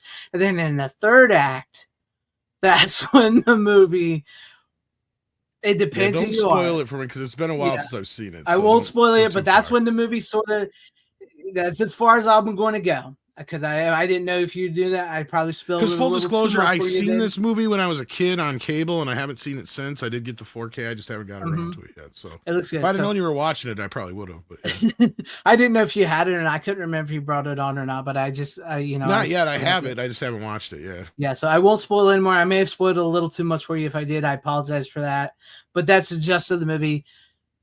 And I'll be interested to hear your thoughts when you get to the third act, because the third act of the film, I'm not going to spoil, is depending on who you are and what you like, will determine your levels of the third act of the film, which I personally like. Are you hinting that it goes a little bit more slasher in the third act? Because that's what I think. If I remember, I don't want to say that. I don't want to say that. Okay, I don't want to say that. But it just depends on who you are. I'd be interested to hear your take. I don't want to. If I would have known you hadn't seen it in a while and didn't want to spoil, I wouldn't have gone. I'm trying to remember it because I remember certain little. Like, I'm seriously have not seen this since like 1990, 1991. Yeah, it's been a long time since I've seen it too. It used to be on cable all the fucking time. Mm-hmm. And I'm trying to remember because I remember it does kind of go, from my memory, it's more of a slasher film by the end of the film, but I don't know if that's what you were referring to or not. I mean, I could, in a way. So, yeah. I remember this is always a favorite of one of my friends because he just loved the whole. And I remember when what was that? Idle Hands came out. He was always talking about this movie. Yeah, it's similar. It's a little bit similar to that. Just a little bit, not much, because like with Idle Hands and there was another movie that came out around this same time where wasn't it like somebody got like the killer's eyes or something like that? Yeah, I remember that too. What was that what the hell was the name of that one? That wasn't the Sigourney Weaver one, was it?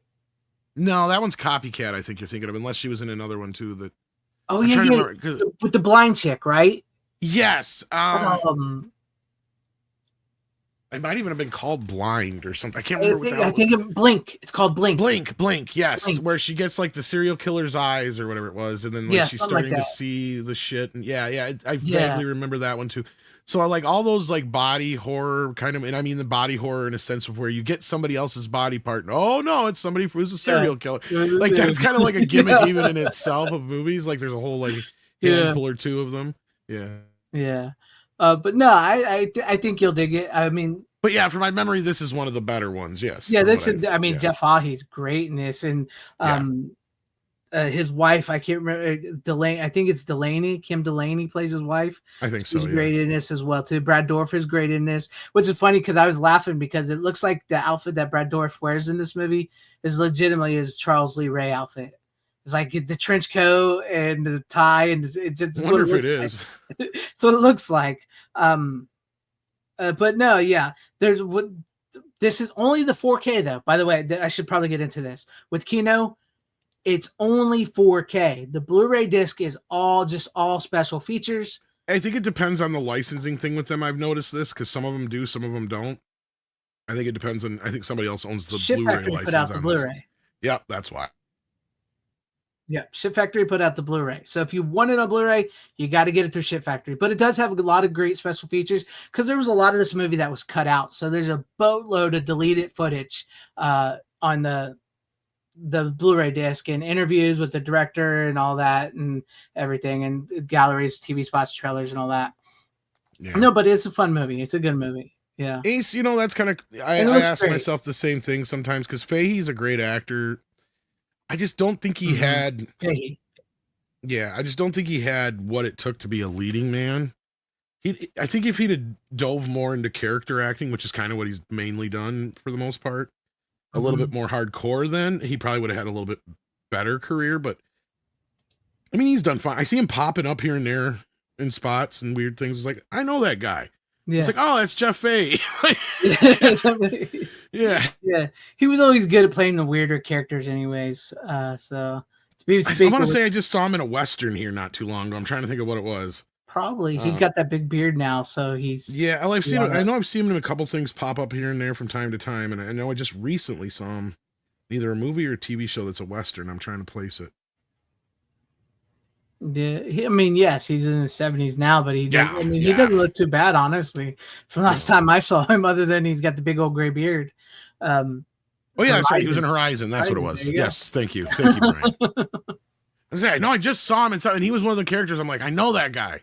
I fucking know that guy. And then after the movie, I checked the IMDb. I'm like, oh my God, that was Jeff Fahey. Yeah, I remember. That was almost 2 years ago now because they still haven't released the second part of Horizon. Get it out, Can't put it out. No, but to be honest with you, I'll probably give a little spoiler here. Is like I'll probably have Lawnmower Man next week because it made me want to watch Lawnmower Man. Oh yeah.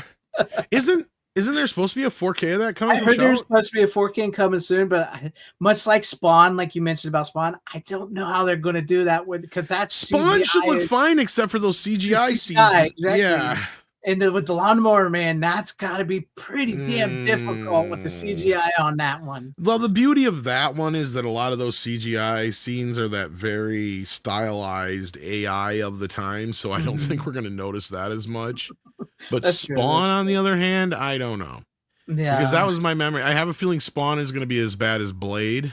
Yeah. And have maybe a few more shots than Blade. Because for those who don't have the Blade 4K, the Blade 4K looks great except for all those CGI shots, which look on a level from bad to horrendous, depending on the shot.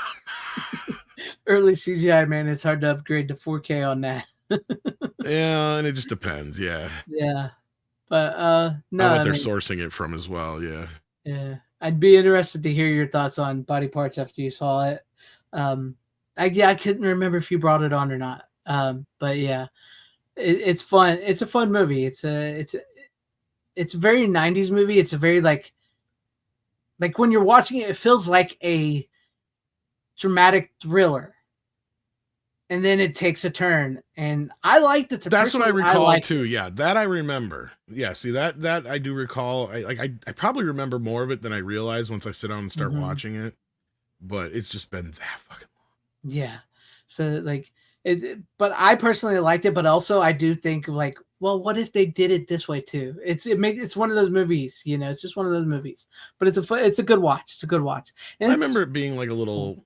I wouldn't call it a sleeper hit, but it did okay at the time. I think, from my memory. yeah, I think it did pretty decently at that time. But yeah, there you guys have it. Check out Body Parts. And once again, if you want the 4K, it's only 4K through Kino. If you want the Blu-ray, you got to go to Ship Factory for the Blu-ray. So there you have it. Just go to you, Tom, for your final pick, and then I'll do my final pick. Yeah, well, here's a movie that proves that we weren't so racist as everybody thinks we are. And it's a lot of fun. And I just got crud all over my fucking case here. God damn it. All right, I got it cleaned off. All right. I know I've seen this movie when it first came out. Sorry, I had to cough there. But I don't remember much of it. Like, I really don't. I mean, I remember some bits and pieces of it, but it was a lot more fun than I remember it being, as cheesy as it is. Mm-hmm. And I got to give Vinegar Syndrome, or the company that's doing it through Cinematique, or whatever the hell they're called, Cinematograph, whatever it is, because they have one of the coolest little doohickeys to go with, Drop Zone, starring Wesley Snipes. You got a little guy with a parachute.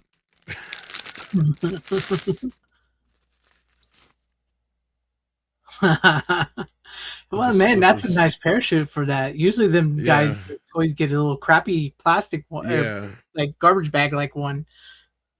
So, I mean, it'd be cooler if it said like Drop Zone on it, but it says Cinematograph. Yeah, that would have been cooler.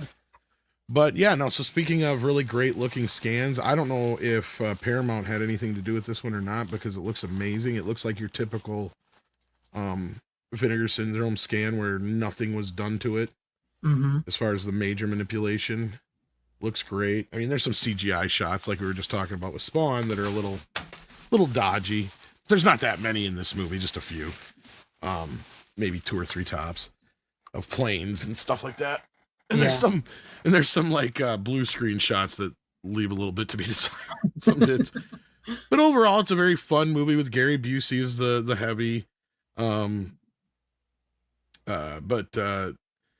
It's got also has what's his face, who from the Huxtables. Theo. Yeah, I can't remember his damn name now. Malcolm Jamal Warner. Yeah. Okay. So Malcolm Jamal Warner and Wesley Snipes are two. I believe are they CIA, or no, they're not CIA. They're FBI, I think. Either way, they're agents, and they're transporting a criminal who's a computer hacker, and the plane gets hijacked. Excuse me. The plane gets hijacked by Gary Busey and his crew, and they kidnap the criminal, but they make it look like federal marshals. Thank you. Yeah. Style section. I knew there was. I'm trying to think, what the hell were they? Because they can cross. Because I know they can cross state lines. So I'm like, they got to be something up there, and I can't remember. It's been a week since I watched this movie, so thank you. So anyway, because I watched this like right after the show, I think last week. So I'm trying to remember everything that happens in it, but it's directed by John Badham, who of course did like Short Circuit and War Games and stuff like that. Yeah. And it's a nice action piece, but so the whole catch of the movie is they believe that the criminal is dead, and that the hijackers are all dead, and the reason that it went down the way it did is that Malcolm Jamal Warner and Wesley Snipes went, too gun happy on the plane and fucked everything up. Well, so Wesley Snipes is out to clear his brother's name and his name and prove that these guys parachuted out at the last second, even though everybody says that's impossible to parachute out of a plane going that fast, that high, that big, all that business. You're right.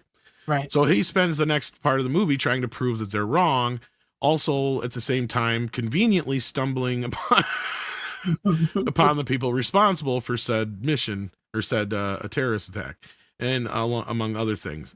So it's just real fun, and it's what's weird is it's like it is directed by John Badham, but it feels like Rennie Harlan directed it, right? Like it's one of those kind of movies.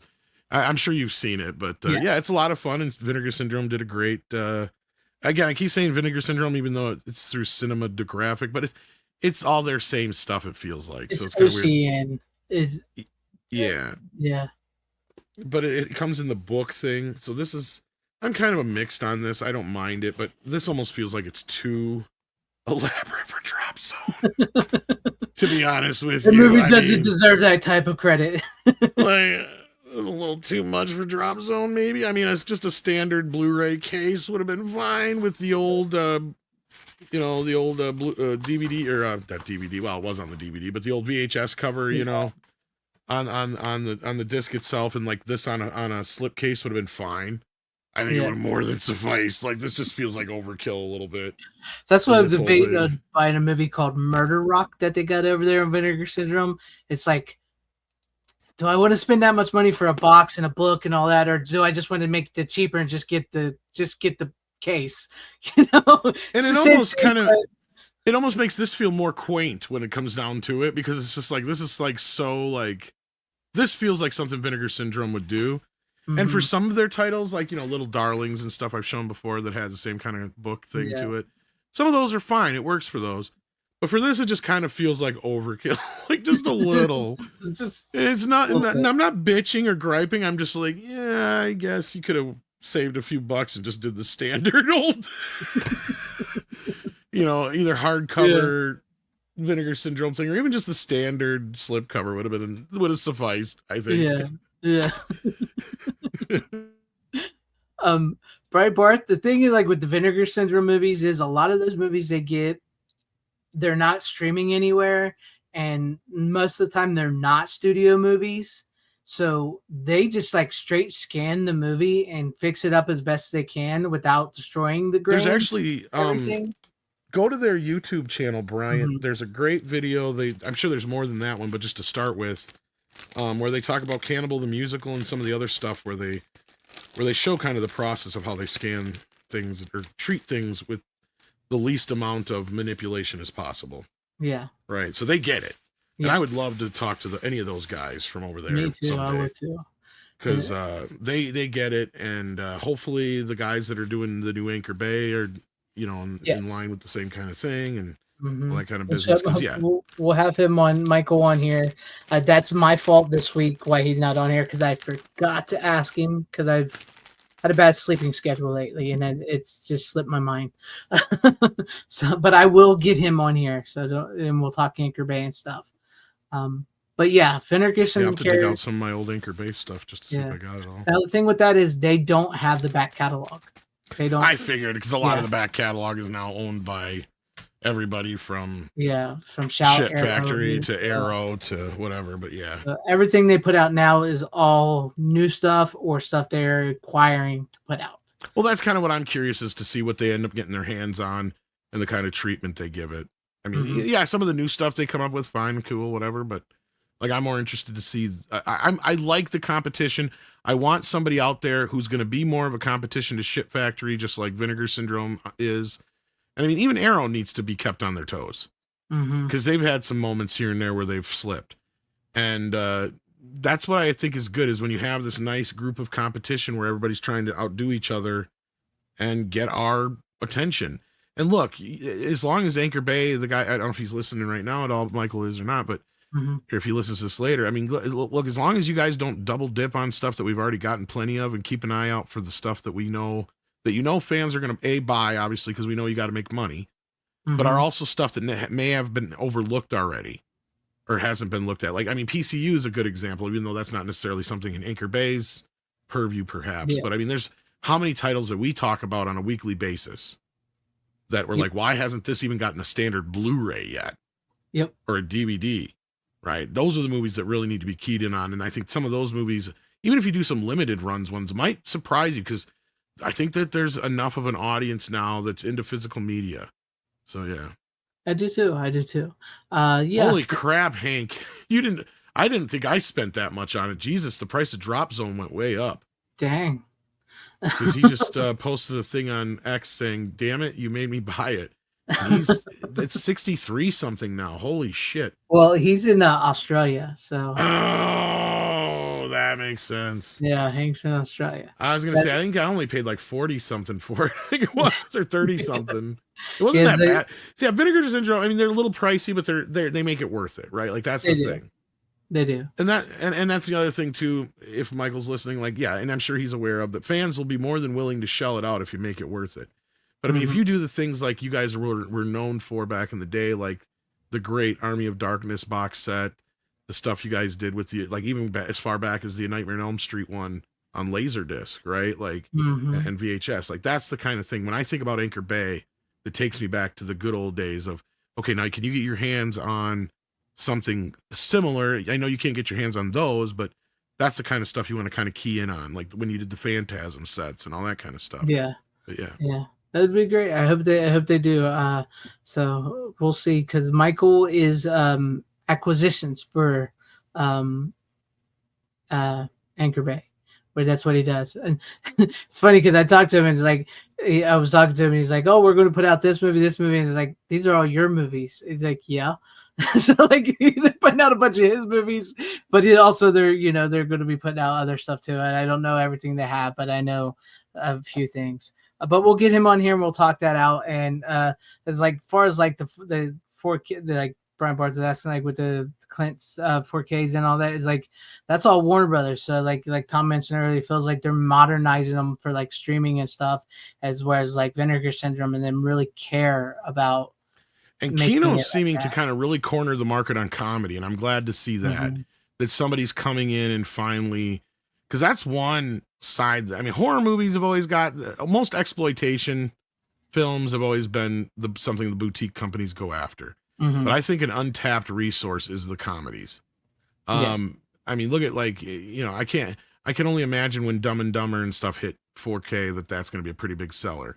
Look at how much attention the Ace Ventura release got this last week here. Yeah. I mean, that's what I'm saying. Like, there's a whole bunch of older classic comedies that could probably, and I'm trying to think from an angle of, cheap for a boutique company to possibly pick up, that are out there that just haven't even been tapped into yet. I mean, shit, it took forever for Half Baked to come to Blu-ray from Kino. Like, it's like, how did it take this long for this movie? And it's got to be a pretty good seller for Universal. I can't believe they were just sitting on it for that long. But I mean, that's what I mean, because I know Universal, they keep putting out a lot of their classic comedies. Like Animal House has gotten how many fucking releases now? Same thing with Blues Brothers and some of the other. And Ghostbusters has gotten how many goddamn releases?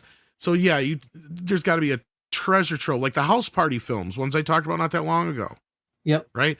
Are they huge blockbusters? No, but I think they're perfect for like a Kino boutique type company. Maybe even Anchor Bay could do that. Get into like having like a side label that does comedies instead of your typical exploitation type stuff, if that's what you're getting into. I don't know exactly what their plan is. I can't wait to talk to Mike and hear what he has to say, but I mean, yeah, anyway, I'm just spitballing here, exactly. Yeah, and I'm glad. I wish they would, because you would think like something like House Parties would have gotten like a big Blu-ray or something.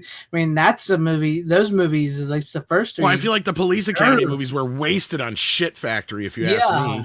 Yeah. And, it's like, how do you not do a whole bunch of new shit for these? How is the TV version of 4 not on here? I mean, what the Police Academy, look, I get it. They're not like a lot of other fandoms, but they do have a little boutique fandom. And I feel like that box set did not do them the justice it should have. That's true. That's true. But we demand justice. When you need justice, call the Police Academy. Back on the streets. I love those movies. I do. Stay in your homes, because they're back on the streets. Yes. I love the Police Academy movies. They're fun. Boba Fett, that Ace Ventura Steelbook. What the fuck? It did look. Here's my guess. They don't want to pay for Jim Carrey's likeness rights. That's why. Yeah, that's a guarantee. That's my guess, is he's probably got a huge asking price for that. And they can use the original poster, because that's probably part of the deal. So on the standard Blu-ray release, they're using the original poster.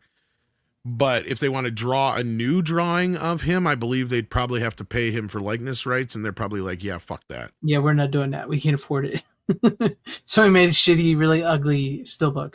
And my guess is they'll end up doing the second one with a similar steelbook where it'll have like the bat on the cover and top of his head instead of the bird. Probably. Um, it's funny. I wish Or he'll Kino have would it like holding it up like he is in the movie. yeah, And you won't see his just his face. hands and the hair. He'll be underneath the Yeah. brush, and you'll just have the hands holding It'd up be the white white bat. devil Yeah. hair, the white devil hair that you'll see, the horns. With the Yeah. hands. You're right. Yep. Yep. So that's what it'll be. I wish Kino was Or putting they'll just it have out. Spike on his head or something like that. Yeah, something like that. Because like, I mean, they're good. They're releasing. Kino's releasing the Wayne's World 2, the Coneheads, the Kingpin. I really wish they would have been releasing the Ace Ventura movies too. Me too. Oh gosh, you're reading my mind on that. I'm like, why? Why? But anyways, a verdict on Drop Zone. Buy or what? If you can get it. Oh yeah. I was surprised, and not only that, the movie holds up as far as fun. Like this is definitely like when on the better end of a Die Hard rip-off kind of movie. Mm-hmm. And I'm just sitting here thinking when I'm watching this, because I haven't seen Passenger 57 in I don't know how many years either. I'm just like, what the fuck was it with Wesley Snipes in movies you could never watch on planes? Exactly. Because I don't know if you guys know this, but back in the day, like that used to be another revenue stream that was pretty big for movies. Was when the airplane lines would buy them for the in-flight movies. But if you had movies like that with planes, anything that had to do with planes, they'd either have to cut it out, or if it was that integral to the plot, guess what? Your movie was not going to get picked up by the airline. Yeah, that wasn't going to happen. So I'm like going, like, what is it with Wesley Snipes and doing these movies that they're never going to be shown on a plane? Never. Not in a million years. Of course, now you could watch it on your own tablet on a plane. Yeah, if you had whatever. yeah. But why you would want to do that to yourself is beyond me. But Brian, I don't know. Like I think it was more of a thing with like Wesley was his own worst enemy in Hollywood for a while. He became more growingly difficult to work with, I think was kind of the problem. Because it's not like his movies really fell off or anything financially. I don't think. Yeah, the Blade movies kind of went down, I think. I think the second one is the highest grossing of the three. But yeah, that third one was. Whew. But between that, his legal issues, taking all those, because see, that was the thing is like he went to jail for a while because of all that shit. Yeah, for tax evasion. Yeah, unlike Nicolas Cage and a couple of the other guys who managed to sneak out of that, I guess, or however their situation was different. I don't know exactly. I'm not a tax guy, but maybe that's an interesting thing I should ask Mikey about sometime to look into how that all worked out or how that went down, because there's him and Nicolas Cage and a few other celebrities that went through all that tax stuff. But it's funny because it seems like Wesley was the only one who went to jail. $60 with a parachute is a bargain down here. Just don't use the parachute for real. Like I don't recommend it. Just for the toy. But actually it's kind of well constructed for the, like you said, with the little plastic guy, like they put so much into the parachute. You would think maybe they would have tried to make the little plastic guy look like Wesley Snipes at least or something.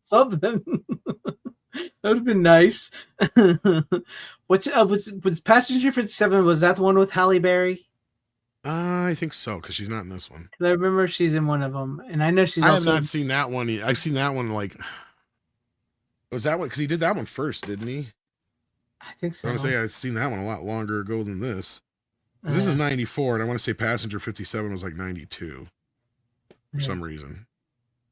Because then he went from this to, and then he did his Woody Harrelson movies, and Liz Hurley's in that one, I guess. Okay. Yeah, I knew Halle Berry was an executive decision, but I thought she was in a Wesley Snipes movie with him in one of those. Maybe I'm thinking of something else. I don't think they ever did a movie together. I could have sworn. Maybe I'm thinking of just something else. I haven't seen Executive Decision in forever either. So yeah, Yeah. No, it's kind of a surprise to come from Vinegar Syndrome, but hey, it was it happens. Cinematograph or whatever. Like you said, it's all OCN distributing. They own like everything that comes out through Vinegar Syndrome is from OCN. And you kind of tell it's all like the same kind of people, the way it's all put together and presented and stuff for the most part too. Yeah. No, it's a great scan, and I can recommend it. And what do you got for us for your last pick? All right. I posted a picture about this. It's just make this a quick. We don't have to talk long about this. But I posted a picture about the Star Wars movies last week and everything. But I ended up watching Star Wars, the first one, that Rick sent me. So shout out once again to Rick.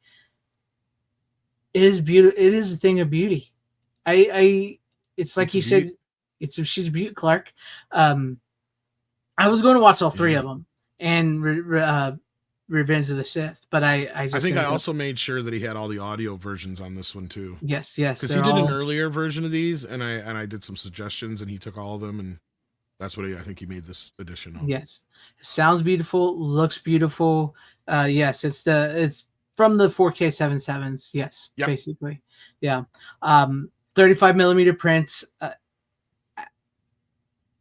It's speaking I of think he grain. did use the one with some noise reduction on it, but it still looks great. So I did notice there's a few scenes. some ghost grain, yeah. Yeah, but for the most part, like to see actual Star Wars with grain. I can let that slide a little bit more because this is not from the negative, right? Like this is from a release print. Yeah. So yeah. Like some people found and they fixed it up the best. Well, it's from a private collection, yes. Yeah. But no, it's beautiful. Like the original sound effects, the original special effects, and then the scenes for the most part, like you said, other than a few scenes here and there, the original color grading and grain of the movie for the best. It's just it has not looked like this since prior to the special editions because he recolored George Lucas recolor timed it and he scrubbed the fuck out of the 4K versions. If you have access to those on Disney Plus or even have the discs and you look at comparison to these, it's like, oh my God, it's a world of difference. Like I said, this movie, like the first time I took a look at the 4K 77 version, I damn near cried. Because I'm like, oh my God, I have not seen Star Wars look like this since I was a kid. Like I forgot how Star Wars looked. Me too. And yes, I did hear this too. I do believe someone is showing probably this version of the film. Well, okay, so there's some people misinterpreting a story that's out there because the BFI is showing it in a theater, and it's an official showing where they have permission to, but it's only the BFI. It's only in London or whatever in one theater. So I don't want people getting their hopes up, right? Because I've had another person basically confirm that it's a little bit in the know that yes, there's a stipulation in the contract that they cannot release the original versions. Yeah. Until probably long after George is dead. And they're probably going to need a lawyer to do that. Yeah. What I heard. But it was great. I know with that all the talk of Star Wars and everything, Star Wars is dead, and with we saw with Revenge. But let's just say I have heard of some local theaters that have shown this version of this movie. Maybe not. Nobody needs to know. Nobody needs to know at Disney.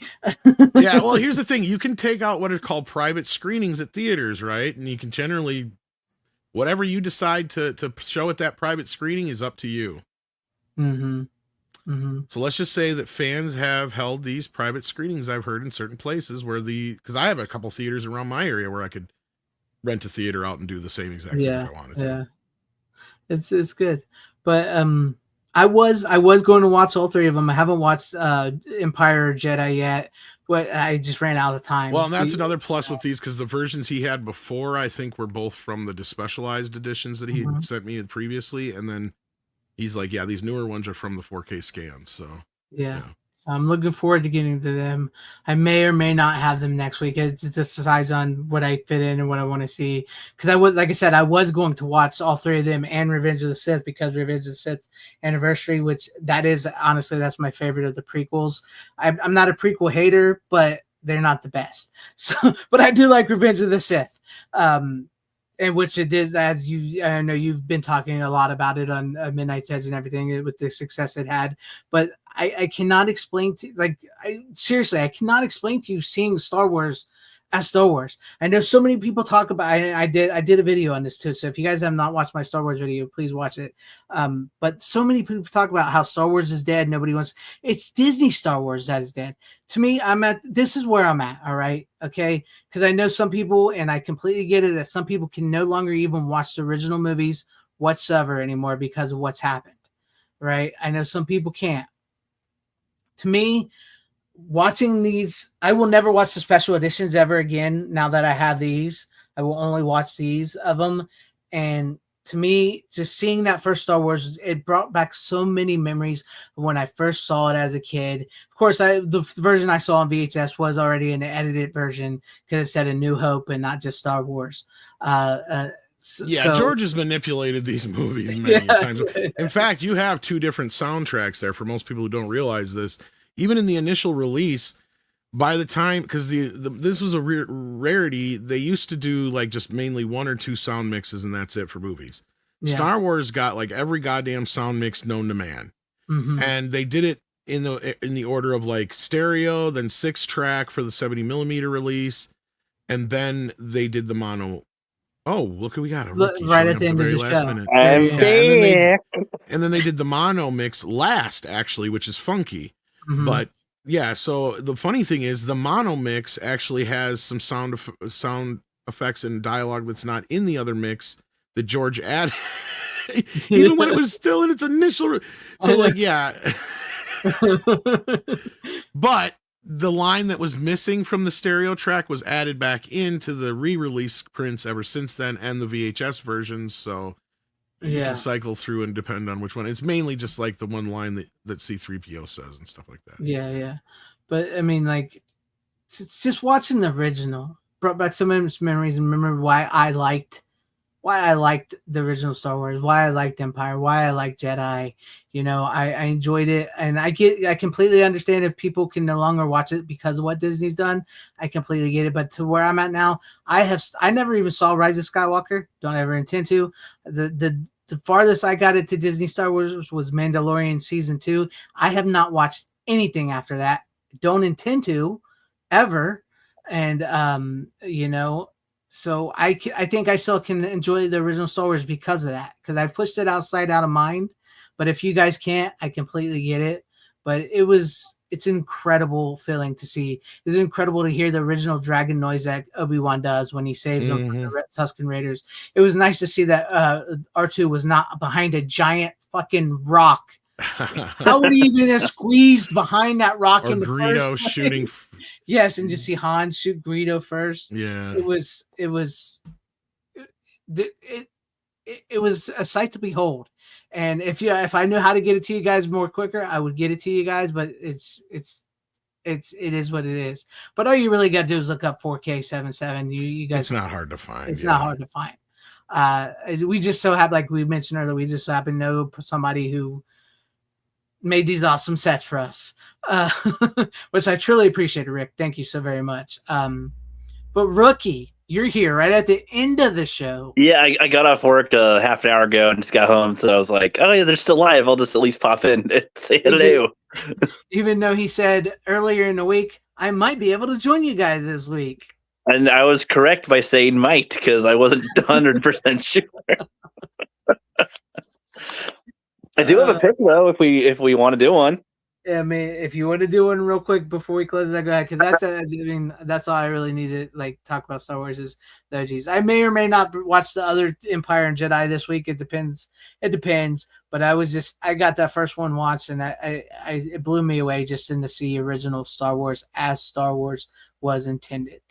But go ahead and show off your pick real quick, and we'll close it out. That's good. Yeah, I got the old Paper Brigade. Yeah, right. You guys ever see that, the old Disney one? You're gone. You're out. Hey, it's got. Who the fuck is that? It's got our boy in it. It's got England in it. You know, he's a crazy guy. Robert England. Yeah, Robert England. Yeah. he's got a little army of geese in his backyard that he unleashes on paper boys that cross his yard. Yeah, see, it's him on the cover there. Yeah. There you go. Gunther and the Brigade. Wow. Yep. It's just I don't know, it's a random one. I was like, oh yeah, I got that. Wow. Okay, I'll watch that again. Oh yeah, I liked that when I was a kid. Anyway. Don't know if anyone else has seen it. I think it's got Squints in it too. It's got the Sandlot kid, Squints, I think, a little bit older in this as one of the paper boys. I don't think I've ever actually heard of this film ever. Yeah, it's of the era like that, Yeah, I mean, like around heavyweights ish. You'd be like, oh, this would be like one, but it was just on TV. I was gonna say it looks more like a Disney Channel movie. Yeah, it is a Disney one. Yeah, and it was like I think it was more so one of the direct to TV ones. I think this DVD is like I don't know, somebody one of those copies that isn't an official DVD one or something from Disney. So the cover looks kind of a homemade cover there. it is. It says it's like family something company made it or something or got it together. I don't know. I didn't care that much. So anyway, I just flash one up real quick before you guys end it. Gosh, I don't want to speak too soon, but I might have like 2 shows I can go on to for sure at some point in a row, but I don't want to jinx myself because we got a new person, but somebody else also left, and it's just like been so inconsistent. And the fact I wasn't closing today was a shock. So I did get off, but yeah. Once again, I'll believe it when I see it. Yeah. For sure. We had such an insightful conversations tonight about film grain, movies from the 70s and 80s, horror movies, B movies, and you bring on the Paper Brigade. Yeah, it's a great way to, do it. You guys need that balance of some craziness, some wacky stuff. It's some fun. He's a lazy kid who's moves to a new town, and he's got a crush on this chick. She likes the same band he does. Tries to get some tickets from the local boy thugs, and then needs to pay them back, and they're beating him up because he doesn't have the money. So he's got to get a job, gets a paperboy job. But then, wacky stuff happens on his paper route. Whoa! There are crazy kids throwing tomatoes at him, and there's old man with a geese army and a little dog, the big dog partner that attacks him. Fun rides all around.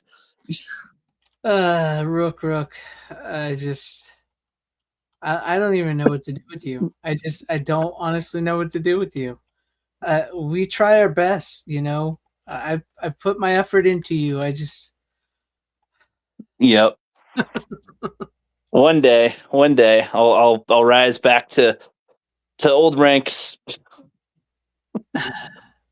All right. With that being said, thank you for joining us right at the end here, Rook. But as always, thank you everybody out there watching, everybody in the chat that hung with us tonight. Rook, thank you for showing up at the end. Thank you, Tom, for always being here. Subscribe, like to Midnight's Edge, Midnight's Edge After Dark, Rook's channel, my channel. I appreciate you guys for hanging with us and sticking it out, even when Rookie showed up. Yep, good seeing you, chat. By the way, yes. So, thank you guys, and as always support physical media. It is the superior format. You don't have to go home, but you can't stay here.